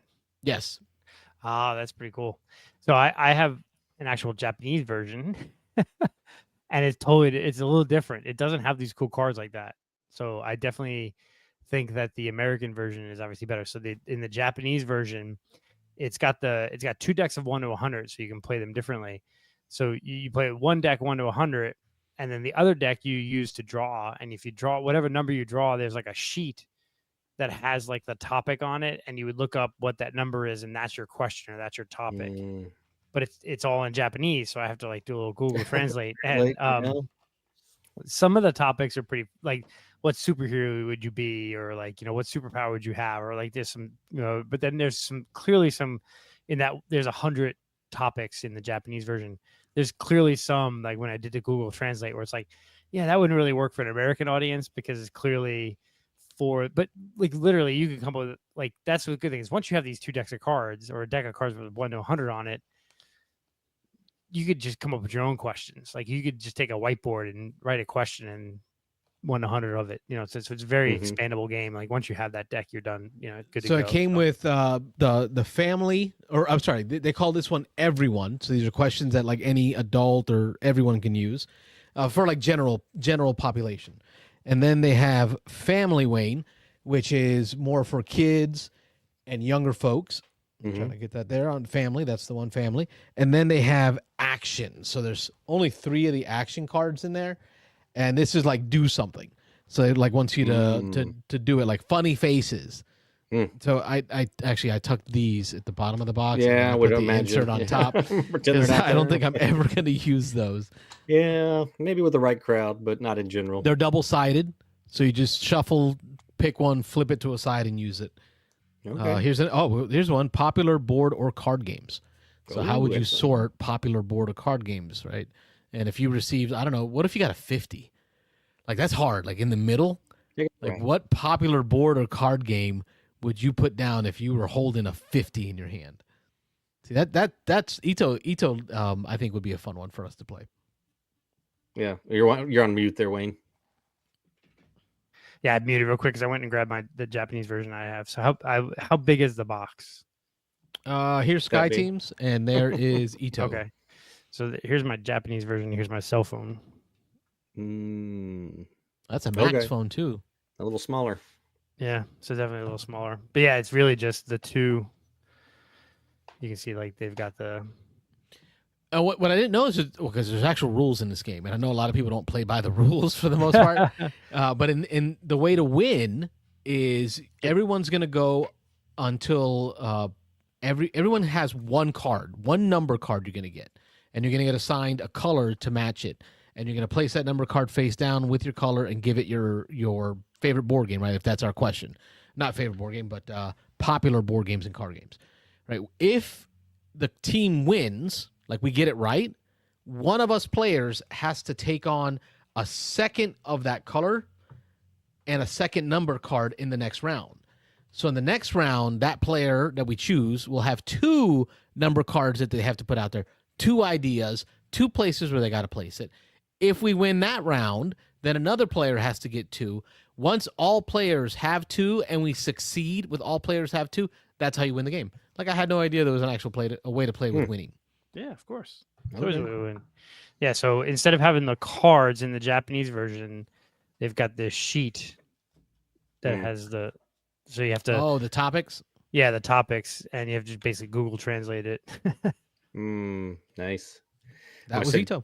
You saw Chad Stilson in the chat there helping you with the pronunciation. Ito. Not Thank you. with the That did not help me at all. Thanks, Chad. ITO. I can count on you, buddy. Yep. Let's see. Continuing on, got to play some Sky Team tonight. That is what made me late to the show. I know that. Well, this was also on my haul last week. Look what I did there. The haul was the expansion for Sky Team. Tonight I got to introduce it to my cousin Alex. We got to play the first scenario.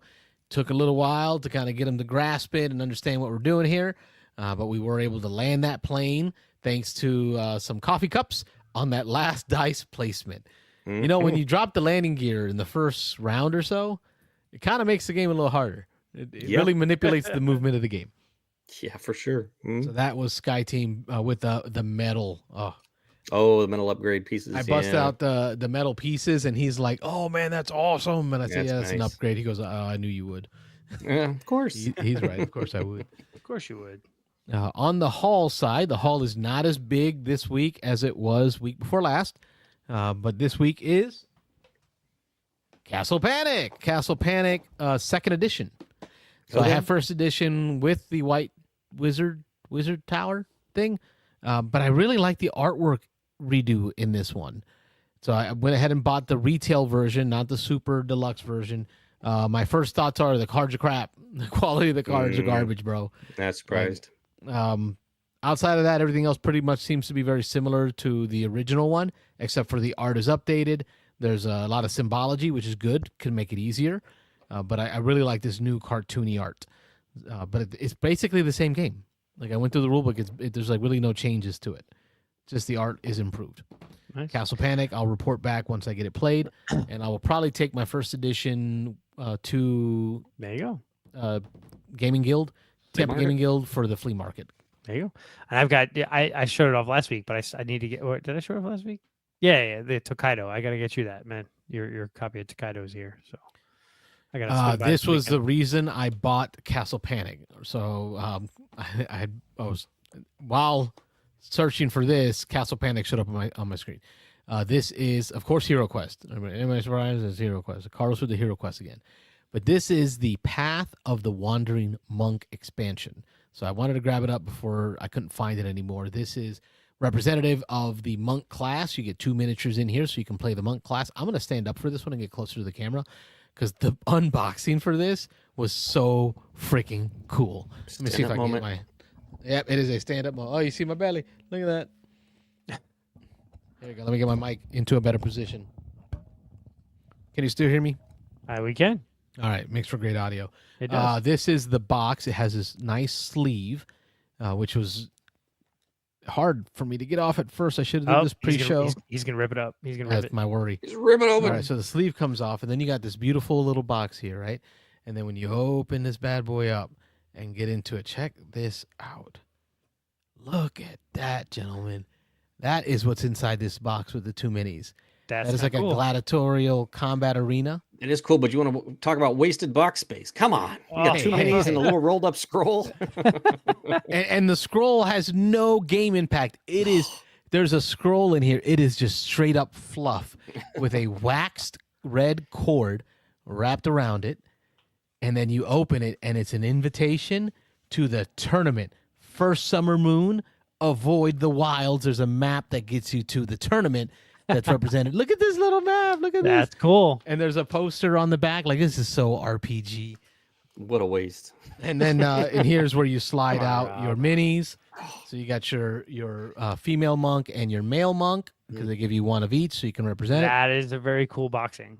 And then inside is where you find the cards for the monks, which they actually work off of special powers, earth, fire, wind, and water. So they have different stances that you can spend to do special things.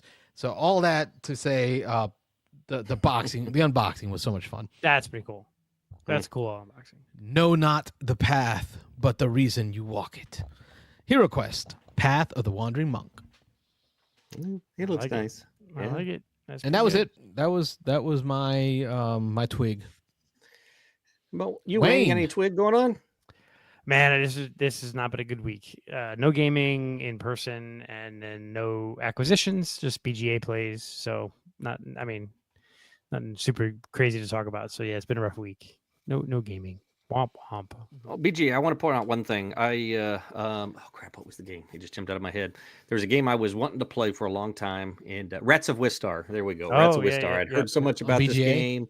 Yep, I finally I figured I would play it on tabletop eventually at some point, and I figured definitely before BGA, but it came out on BGA, and so I jumped into a game of it. I am not impressed. I don't know if it's different in person, but gosh, I mean, I don't know. It's complicated for complicated sake. Yeah, it's on Daryl's Daryl David on our Discord. He's selling his copy of it, so it didn't make the cut of his call of games. So but what does with Daryl? When it comes to Daryl, what does? They come, they go. Yeah. Everybody should be like Daryl. Yeah, play a game. If it's, play it, move it on. Play it, move it on. If it's not for your master collection, move it on. Yeah. No, seriously, I am attempting to learn from Daryl's ability to call games, just to let go. But but no, I have tried to. It's on my list of games to create, but I haven't I haven't watched a video on how to play or anything like that. It's worker placement, which I usually like. You got a little player board that you're doing actions to take tiles off to make things better. But man, I don't know. I'm not getting it. I'm doing fine. I'm actually a 3-player game. We're not quite done with it yet. Oh, actually, I'm sorry. It ended today. I finished second. So out of the 3, I finished in the middle. I think Ashley had played it before for sure. I forget, it might have been Daryl that was the third player that was in there. If so, I know he's played before. It was my first play ever, and I don't know, I didn't necessarily enjoyed it actually. When it kept coming up, I was like, oh yeah, all right, I guess I better go play that turn. But I don't know if I'm missing something. I did okay, but it just was not. It felt like just some stuff pasted together, some different mechanisms, worker placement with some resource management, and I don't know. Maybe in person, I could see kind of the player boards and stuff being really cool with all the stuff that you take off and you put out on the main board and moving things around. But I don't know. On BGA, I didn't have a lot of fun with it. Yeah. So, yeah. I think as far as BGA plays, just something to highlight is definitely. I think I am definitely going to split out Pirates, Maracaibo, and Maracaibo on my list next month because I played Maracaibo a few more times on BGA, and I'm like, yeah, I really definitely prefer that over. Yeah. Yeah. River Valley Glassworks. Oof. Everyone's talked about that game, and I'm like, I don't understand. Everybody says it's better in person. I've talked to like 3 different people, and everybody says, "Oh, you got to play it with all the little cool little bits and the gems and stuff." And I'm like, yeah, I didn't like it on BGA. Were you and I in the same game of that? Maybe I don't know. I haven't played it recently. I played it 3 or 4 months ago. And I didn't quite get it. It didn't seem very like crazy. What was the other? Not Earth. What's the other one? The plant game where you're doing trees and animals and. Forest Shuffle. Forest Shuffle. Shuffle. Yeah, Forest Shuffle. Yeah. So I played a few times on BGA a while ago and was like, this is whatever. And then finally, I think what I'm starting to do is slow down a little bit more on my BGA plays. Like instead of just trying to take a quick turn and move on, I'm really trying to read the cards a little bit more. Man, Forest Shuffle, you really need to pay attention to the cards and all the like the crazy connections and how things, stack and if you score this and this and that, you really have to. So yeah, it's definitely probably. We may be in the same game right now. I'm in the middle of a game on that, and I hadn't played it in a few months, and I'm not necessarily loving this play. No, I'm not loving it, but I'm understanding better maybe why some people like it because of all the complexity of like how the cards interact and things like that. Yeah. One game I've played, what's funny, it's on my wish list to buy for my kid because it's a kids table board game. I love their games. Diced Veggies. It's fun. I've been playing that on BGA, and I'm enjoying it to where I think I would like to own a copy of it because. And Carlos, you like this? It's like you're a chef, right? And you have order cards, right? So there's like you need to have, and like there's the veggie. It's all veggie based. So you have like each die color represents a veggie. So you have carrots and onions and mushrooms or whatever, and you roll all these dice, like 20 dice, and you create like a square of them, right? And you have like a little meat cleaver, and you have to or knife, and you have to like dice them. You can only cut them, but you can only cut 2 or 3 dice at a time because you can't have to total up to 10 or less or something. 10 or less. Yeah. And then you collect those and you use those to finish your kind of recipes. And then you have these like charging cards or cards that add to the recipe. Like if you add an extra onion to this recipe, it scores extra 2 points. So it's a nice little fun like dice cutting game because you create this grid of dice and you have to cut them. And as you cut them, they get smaller and smaller. So it seemed like it's fun. Is it a split and choose thing? No. It's like what's the purpose of cutting? Well, there's a block of dice. I think it's maybe 20 dice, right? And when you go in there, you kind of have to go from the outside in. And when you cut dice, you can only cut up to pip count of 10. Okay, so the pip count of 10, not the quantity of dice. No, right. Pip count of 10. And okay, so you're bundling. You're kind of bundling. You're trying to bundling little packets of dice to carve out the dice you need to complete your recipes. Yeah, each color is a different ingredient. So like the orange ones are carrots, and so if is there any risk, any like pushing your luck piece to it, or is it very not really. No, it's mathematical? Kind of, very mathematical. It's kind of straightforward. Yeah. But it's kind of like it's you have the recipe cards and you can like discard a recipe card to grab some new ones, or there's these like power cards which add to the recipe. Like I said, so I have this minestrone soup and it needs like one of each veggie, right? But then there's a power card that if they're all 6s, you score like an extra 8 points, right? So like there's all the how you combo the recipe with these kind of like flavor cards with the Adobo, dice cutting. sazon. Yeah, There you go. exactly. Yeah, Yeah, spice exactly. it You up. got it.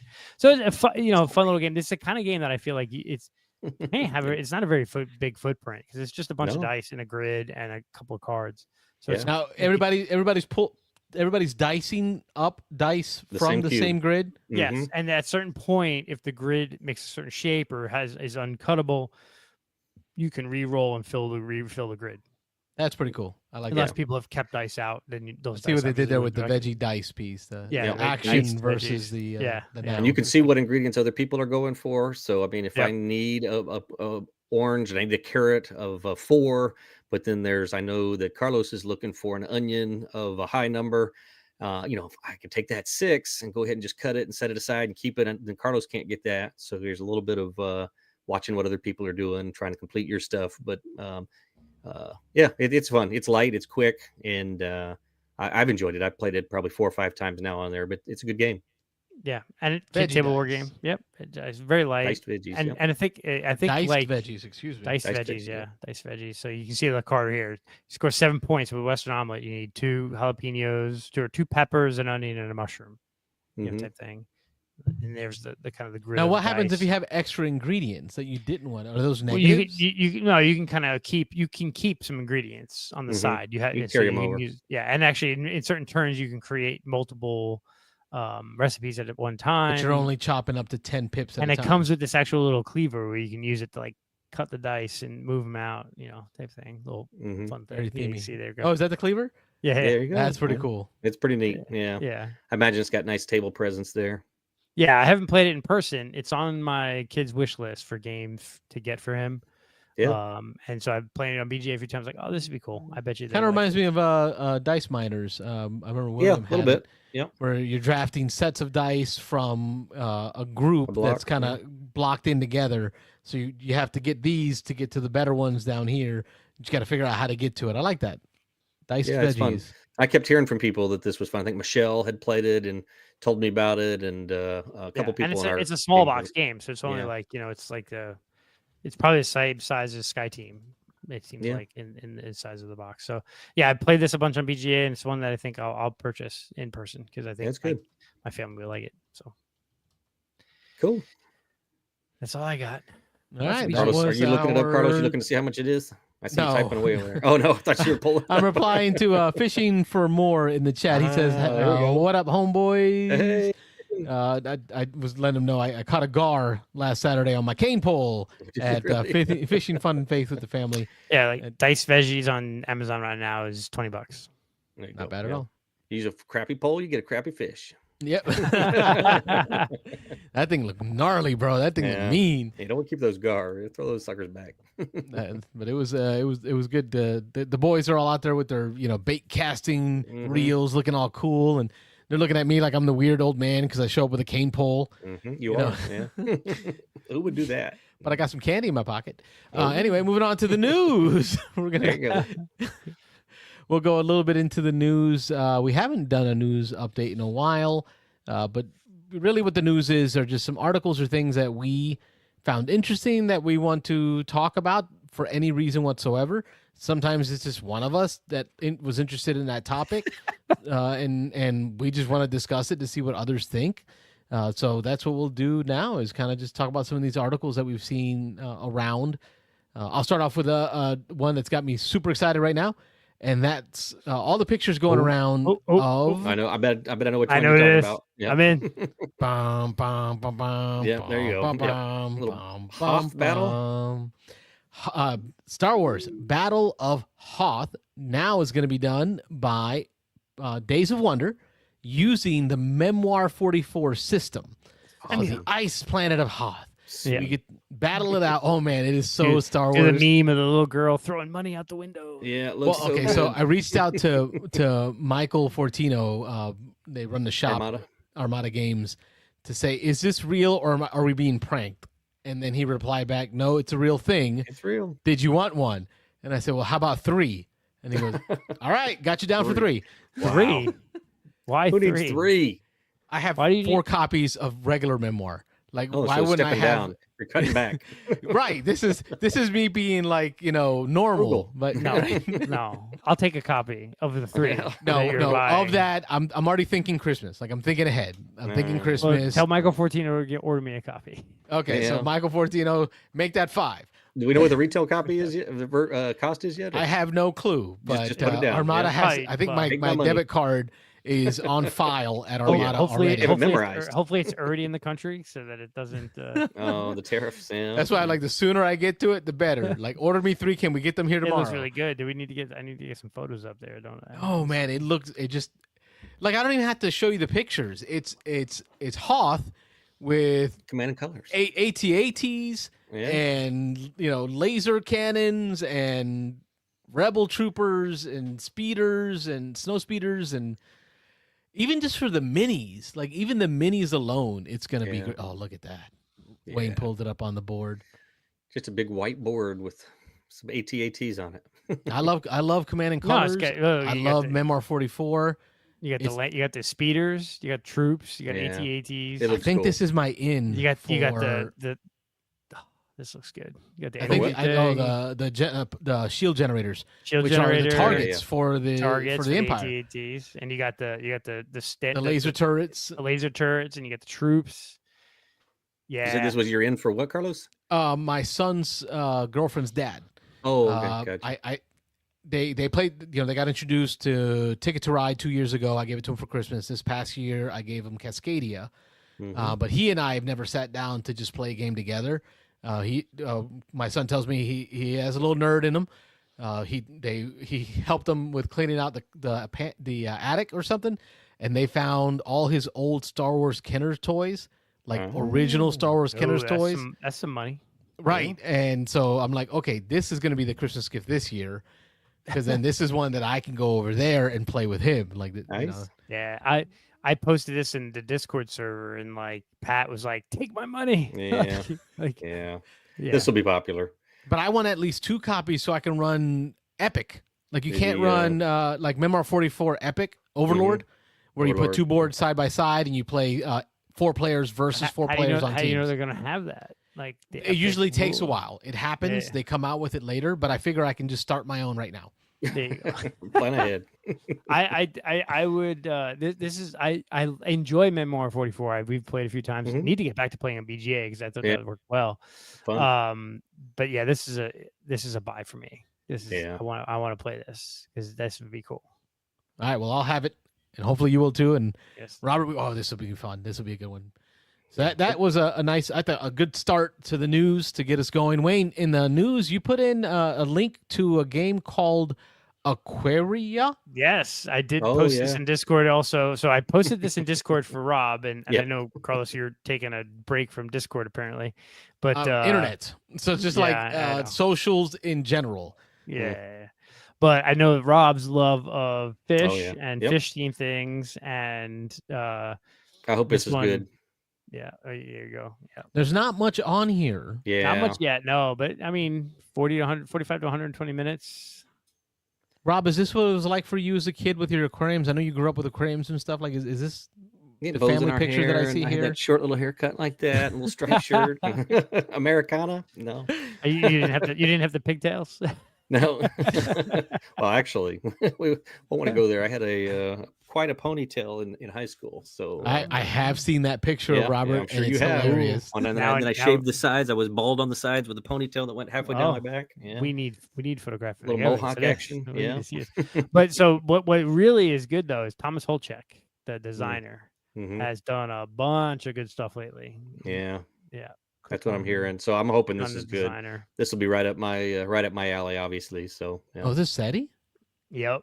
Same guy. Oh, this guy Galileo has been on a Galilei. roll, bro. Yeah. Yeah. Yeah. He's done some Yeah. good stuff. SETI and Tea Garden. Tea Garden, yeah. Yep. Yep. There you go. Okay, he's had hits this He's year, had some hits lately, yeah. So, but this all could be like in the interesting. last year. Like it's just Yeah. like It's blowing up. coming out hot. Yep. And so I shared it. I shared it on Discord. Shared it to you, Carlos, because I'm like, this is going to be a game that Rob buys. Probably. Sight Yeah. unseen, he's buying it. You have to, Yeah. Rob. You Well, I don't know. have I can't go all in yet. I got to know Yeah, something come on, about come on. it. So, like by the time it comes out, you'll have seen enough I'm calling it now. You're going to buy this Okay. unplayed, just like Finspan. Just like Finspan. Could be. It's fish themed. It's literally building aquariums. Yeah. I mean, it seems like it's right up my alley, like I said. So unless it has something I really, if there's a memory aspect to it, then I'll have to think twice. But other than that, I think I'm good. Yeah. Yeah, I don't think you have a memory aspect. I can't imagine. No. Yeah. What's that? Scroll down a little, Carlos. There should be a little description of the game on the screen there. Have something up there already?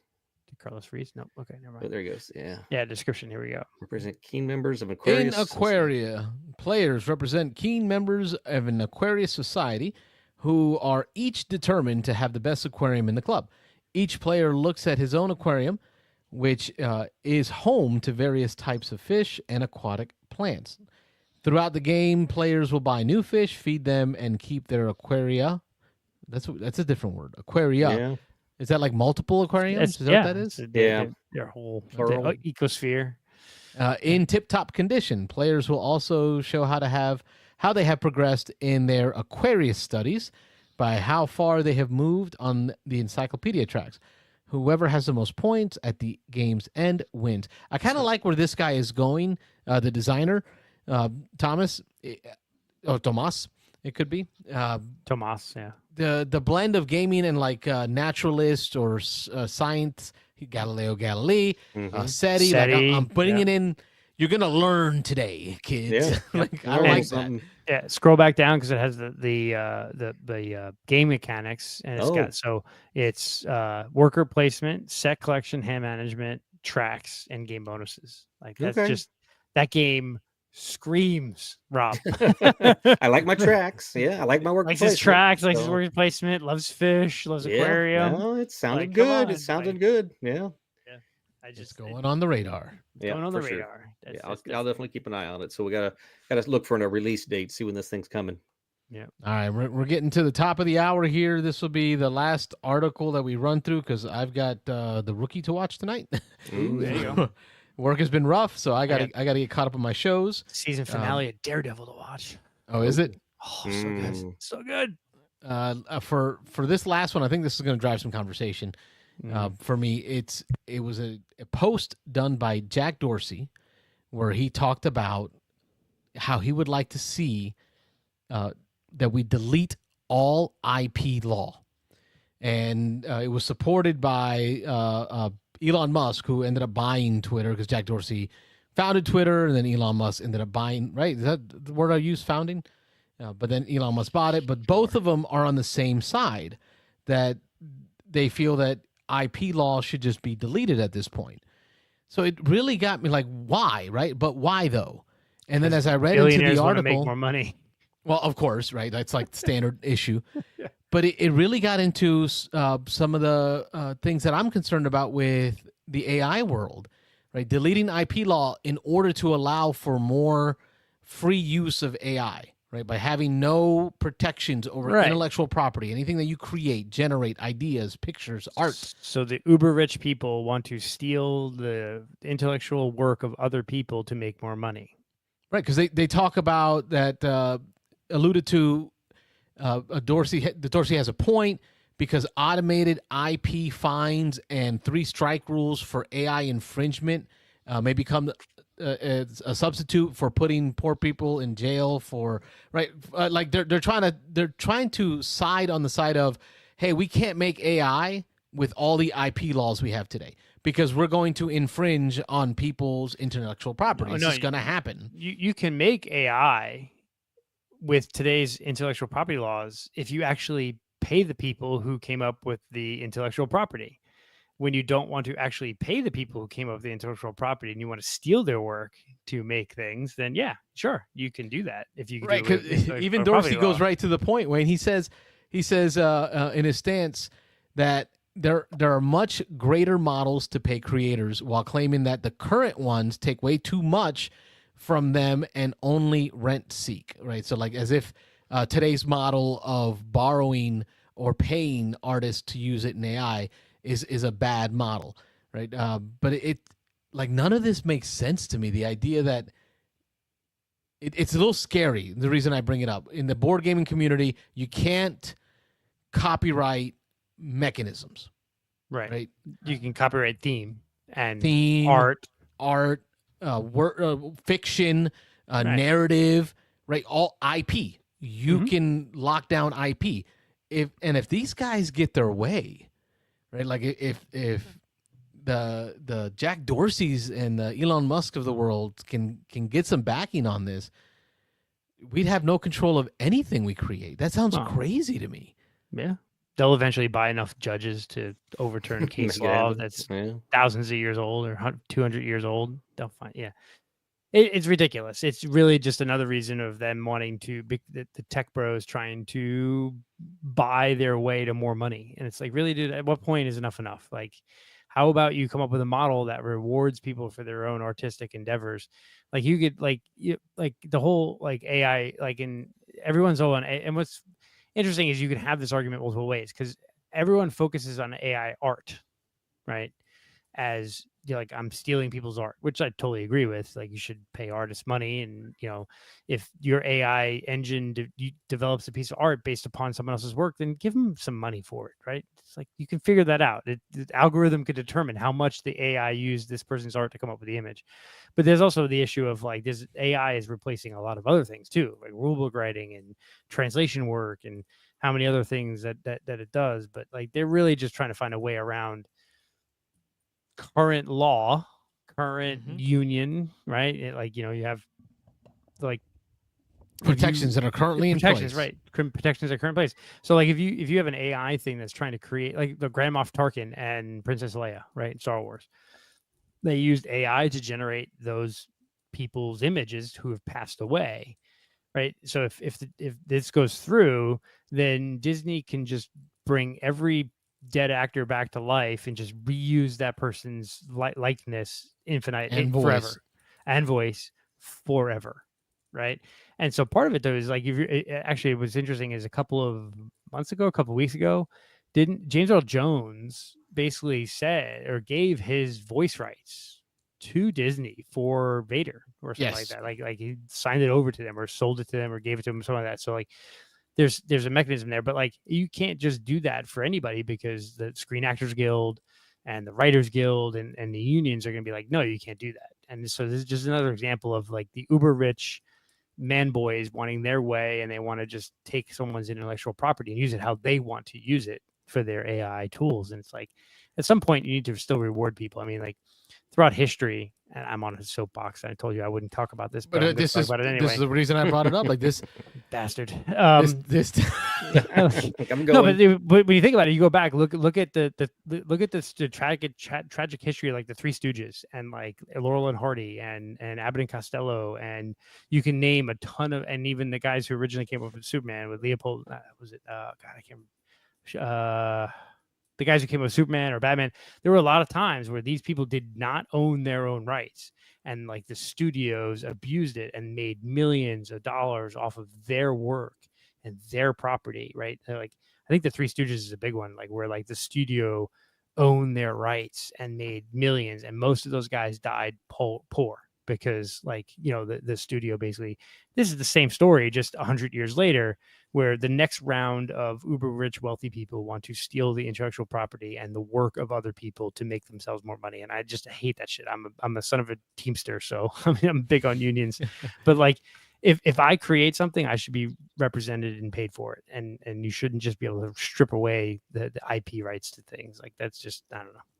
I'm on a horse, but anyway, I'm done. No, but it impacts, like this is one of those like in the distance. Okay, shots fired. Like they're putting it out there now, and in our hobby, IP is all they got. Yeah, they can't lock down mechanisms. IP is like the last thing. And at least in our little, even the point. Yeah, at least in our little niche market of the board game world, there has been at least a giant pushback for art. Right, like anytime there's AI art, most people in the board game industry are like, nope, not buying that product because we use AI art, right, or things like that. So, but there needs to get to the point where I have nothing against AI art, and it's going to be the wave of the future, right? But where I want to see is like if you create a piece of AI art, it should be able to tell me, okay, here's the image you wanted. I type in AI, here's the image I wanted. It gives me that image, and then it breaks down in a percentage of here are the artists that inspired the AI to create this piece of art. And okay, well, these first 10 are, dead 1,000 years, and it doesn't matter. It's like, it's the masters. This was based on Da Vinci. This was based on Rembrandt. This was based on whatever. But these, this 10% and this 5%, this 3% were based on these people's work. And if you want to purchase this art and you want to use it, then you pay X amount, and this amount will go to the AI company. We'll keep a percentage of it because we got to pay for our AI. We got to pay for all the infrastructure of that. But then X percentage will go to these 3 artists because this artwork was based on was derivative or based upon their artwork, right? And then I think you get to the point where artists would like, okay, we're all 3 artists, and we could upload our portfolio of work to this AI tool, and then anytime it's used, we get a little sliver of money for it, right? Why can't we do that? Well, because the big companies don't want to pay pennies on the dollar for, derivative work. But anyway, so I don't know. No, I liked one of the podcasts that we listened to with Stephen Bonacore. Yep. And Ignacy Trevicek, Ignacy, owner, founder of Portal Games. Portal Games, talks about how he is not opposed to the use of AI. They're using it in company, but the way they're doing it is that they've hired artists to provide batches of art to supply to the AI as its training ground. Yep. So like, hey, listen, artists, I'm looking for this type of work. I will pay you for that work, and it's going into my AI. So he has in-house employees that he does that for, and artists, and it's very expensive, he says, to get this art. But that's the art. That's how he's going to use his AI to generate AI for his games. It's going to be on a model where he is compensating the artist directly. And it goes to kind of how I use AI in my day job. I use ChatGPT and Microsoft Copilot in my day job, but it's like I take work that's already been done, I put it in that product, and refine it from the derivative work, right? So I have an email, I write my own email, and then I drop it in ChatGPT and be like, how does this read? Or make this sound less angry, right? Make it sound whatever, or like less Wayne, less me, or whatever, things like less that. Wayne's rant, please. Yeah, less Wayne's rant, please. Yeah.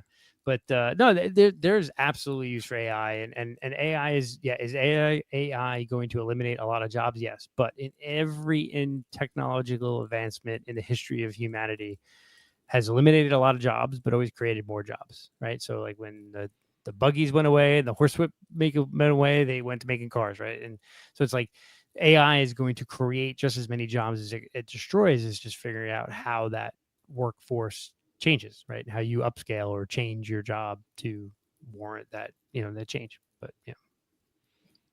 Aaron Clark in the chat says, yes, AI art is where this will be an issue in the industry. Awaken Realms has been called out for some of their recent Kickstarters. I backed Dragon Eclipse without fully realizing it.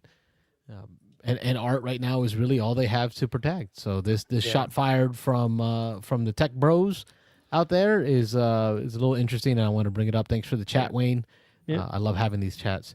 I think, like you said, the Ignacy Trevicek brought it up too. It's not just AI art though. Like it's rule books, it's translations, right? If I have a rule book in Polish and I need to translate it to English, I used to have to pay a translator for that. Now I just drop it in AI and it does it for me, right? I have a feeling it might be better though.